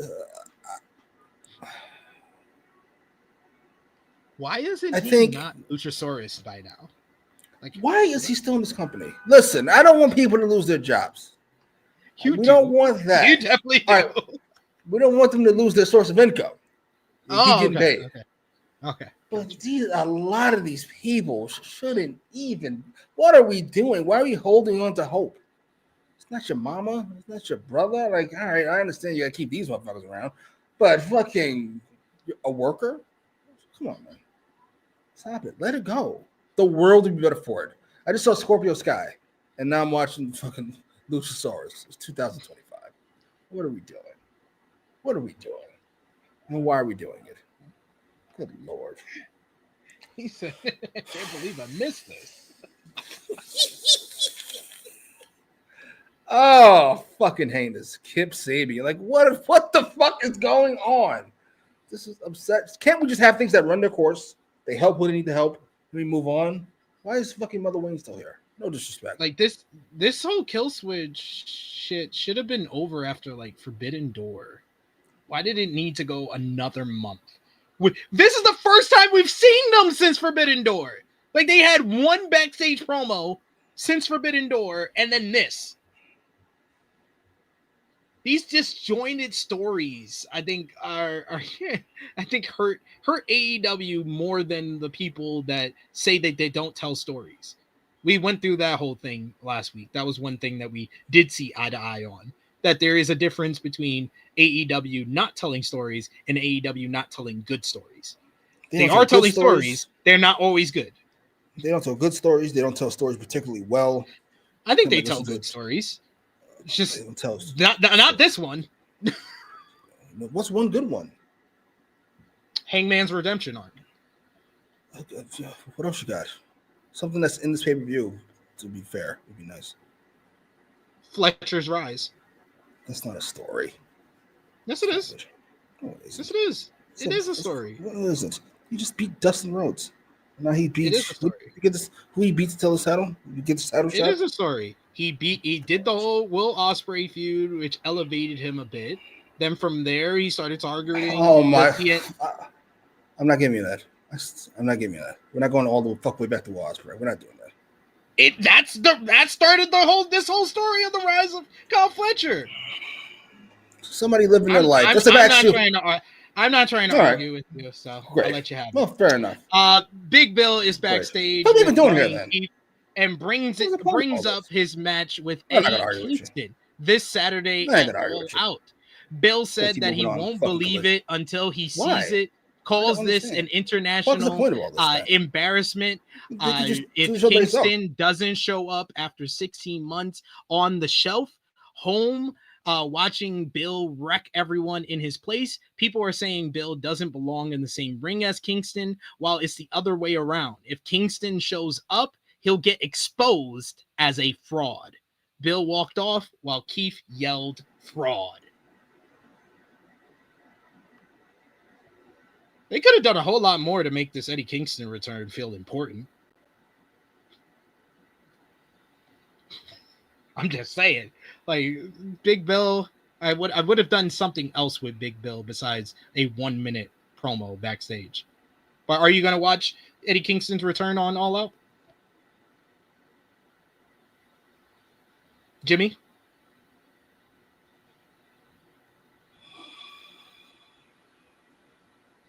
All right. As long as I know you're alive and you can actually breathe, you know. We got here Power Drive Finisher, who says the two most interesting members of Skyflight is Scorpio Sky and Christopher Daniels. So SCU, basically.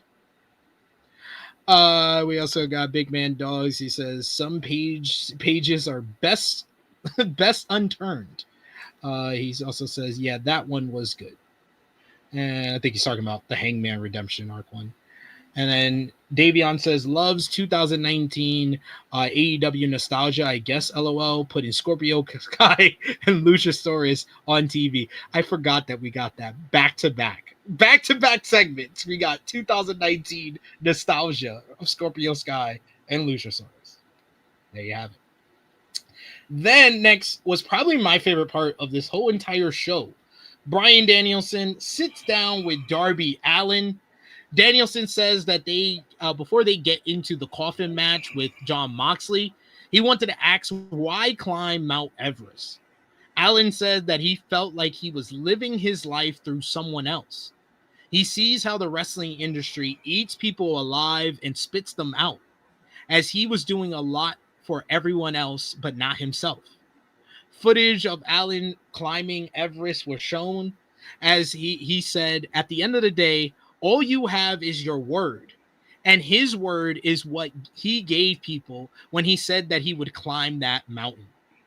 The photo is shown of Allin hanging the AEW flag at the summit. When he talks about seeing all the dead bodies, we see a confessional of him crying at one point. He also brings up what Moxley did to Bryan last year. And despite giving his word that he always have Danielson's back, he turned on him.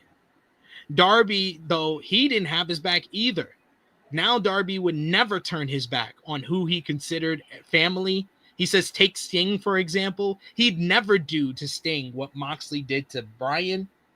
Allin makes Bryan give him his word that no matter what happens this Saturday at All Out, he won't get involved. Darby regrets every day what happened to Danielson at Wrestle Dream last year, and it's the whole reason he's still on this mission to take down the Death Riders. Danielson says that it wasn't his fault, but Allen says that Danielson's career is over, and it's because of what Moxley did to him. Danielson says that his word means just as much to him as it does to Darby, and he makes Darby promise him one thing. Danielson then whispers something to Allen, who agreed and walked off. Back at commentary, Excalibur tried to get Danielson to say what he told to Darby, but Danielson says that it was between them two. Really strong promo work by Darby. Darby has a way of his promo work, and we were talking about that before his exit last year, of he could come off very earnest and genuine. And I thought he came off that way in this promo. And I thought the little promise at the end, the whisper by Danielson, added a little extra kind of story going into the coffin matchup of what Darby has to do for Bryan. What did you think? Oh, yeah, you didn't watch it. Well, what do you think about Darby and Moxley? Who wins on Saturday?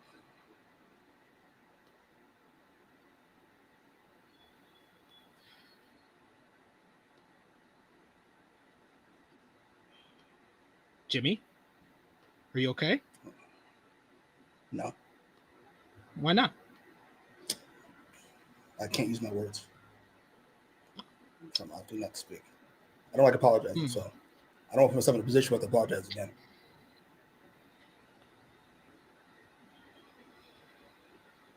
I just asked you who you think's gonna win, Moxley versus Darby. I heard you. I don't think the answer to your question is gonna hurt my feelings or anything. I don't think I can answer your question without yelling. Of Darby, you have to yell the answer to Darby and Moxley? The next time you mute me, we're gonna fight. We're actually gonna fight. Okay. That's fine.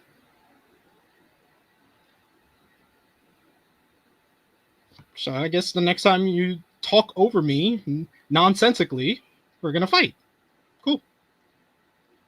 Anyway, Rio was next up.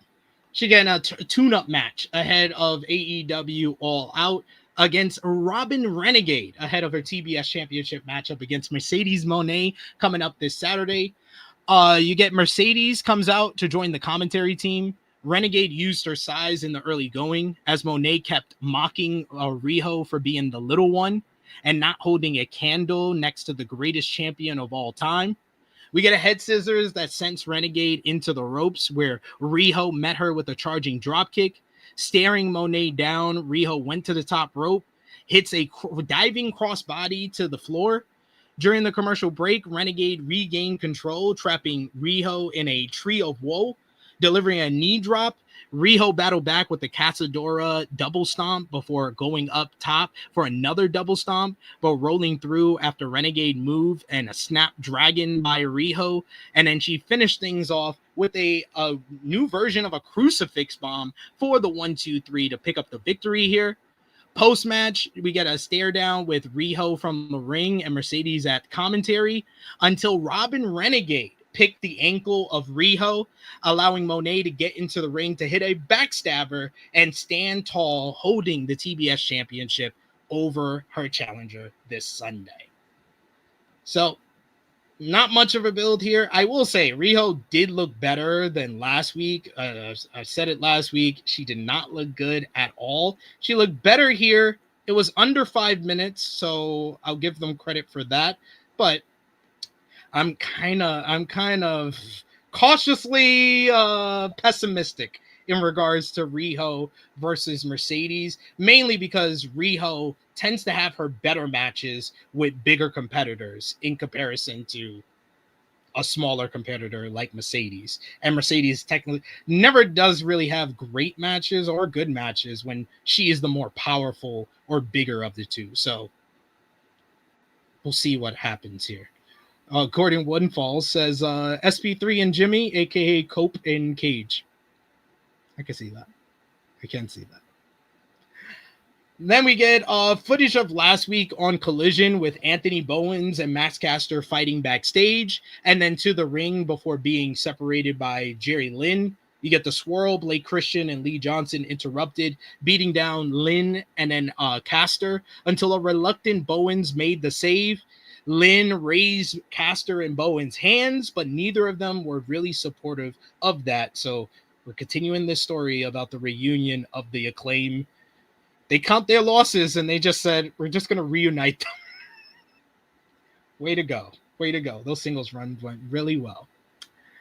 We go backstage. Claudio Castagnoli, Wheeler Yuta, but Daniel Garcia and Marina Shafir of the Death Riders are talking, where we have a video package, and Garcia challenges Katsuyori Shibata this Saturday at All Out.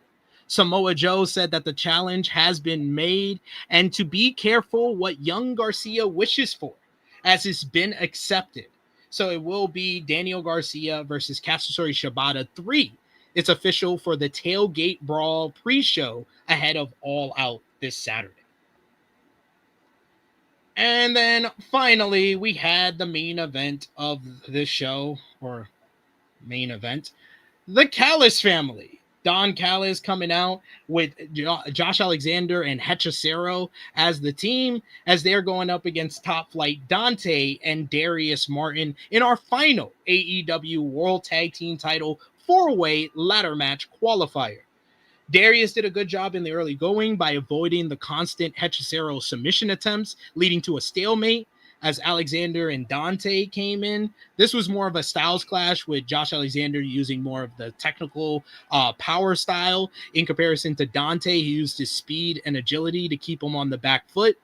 Eventually, though, Dante and Hechicero are left in the ring after taking out Darius on the floor. Hechicero finishes off Dante with a guillotine clothesline head scissors, basically, for the 1-2-3. The Don Callis family moves on, and they will join Brodito, the Young Bucks, and Jet Speed in a 4-way ladder match this Saturday at All Out from Toronto.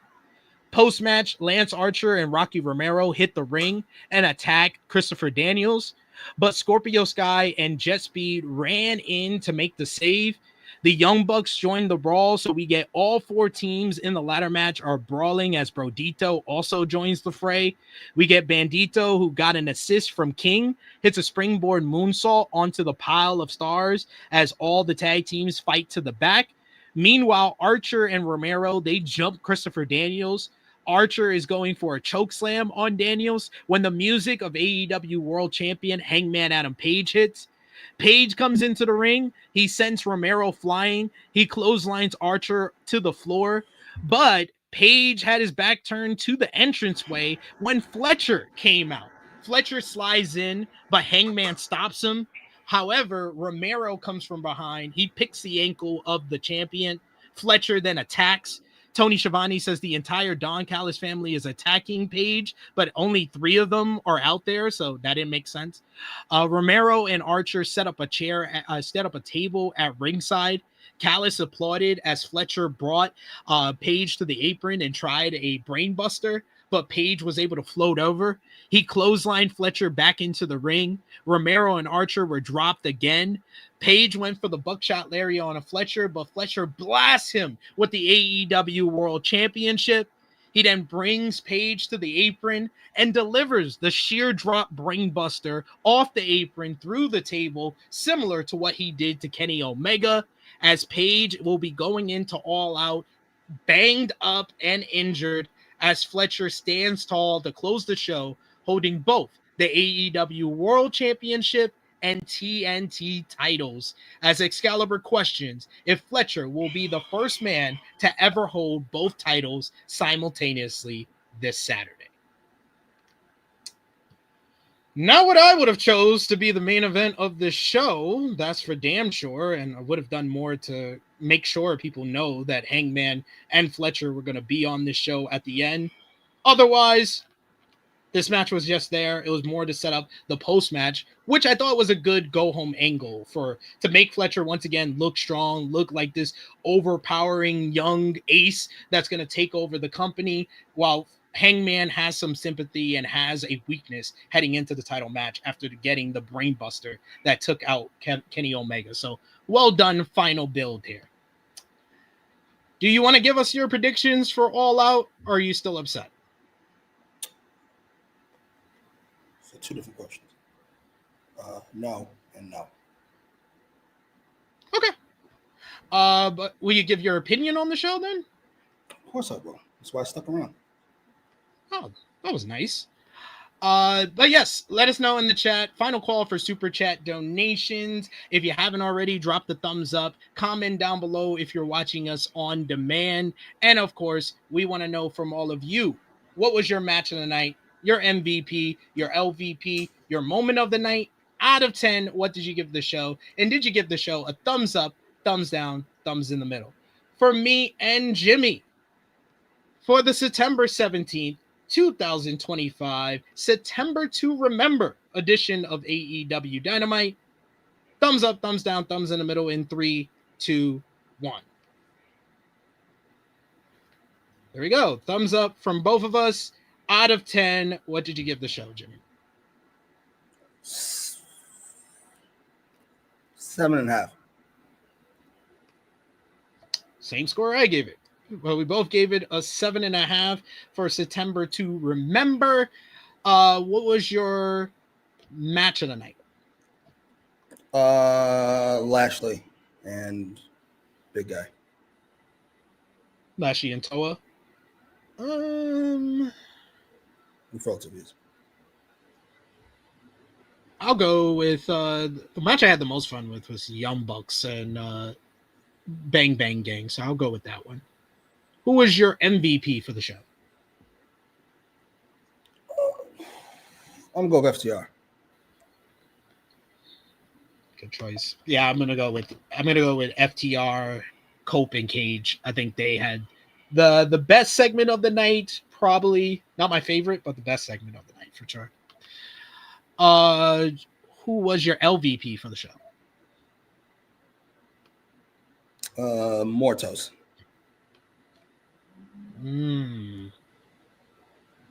It's actually not the worst choice. I'll give it to Skyflight. And moment of the night. Oh, Dax getting fucked up. I was gonna say the bloody shot of Dax, the close up of Dax with the bloody nose. That was definitely my moment of the night. Probably co-moment of the night with that and the Darby Bryan sit down interview. I really liked. But that is this edition of AEWramble. Jimmy, do you want to let the people know where they can follow you on social media or where they can see you again? Okay. You can follow me on the Twitter machine at TrueHillSP3. Follow the gang, Facebook, Twitter, Instagram, TikTok at TrueHillHeat. Patreon.com/TrueHillHeat. $3 a month gets you exclusive content. The best way to support us when we are not live here. We'll have another GOAT match series. I know I said this week, probably be next week. We'll drop the next edition of the GOAT match series over there. And you can enjoy all the great content we got here on the channel right now, like Rated Raw review number 85 from this past Tuesday. Check out our WWE WrestlePalooza 2025 preview from yesterday with me and Maggie. For all our Patreon backers, we'll have our WWE AAA Worlds Collide review that's going to be up for our Patreon backers, I believe, tomorrow. So go ahead and check that out. But if you're with us tomorrow right here on the channel, join us 1:05 p.m. Eastern Time for our AEW All Out Toronto preview. It'll be myself, Jay News, Benno from the Grabble App podcast, and of course, as always, the unfiltered greatness that is Maggie. Will be joining us 1:05 p.m. Eastern Time tomorrow to give you our final predictions for All Out 2025 this Saturday. Want to thank you to Jimmy for sticking around and joining us today. Thank you to all of you for joining us in the chat. And if you're watching us on demand, we will see you next time.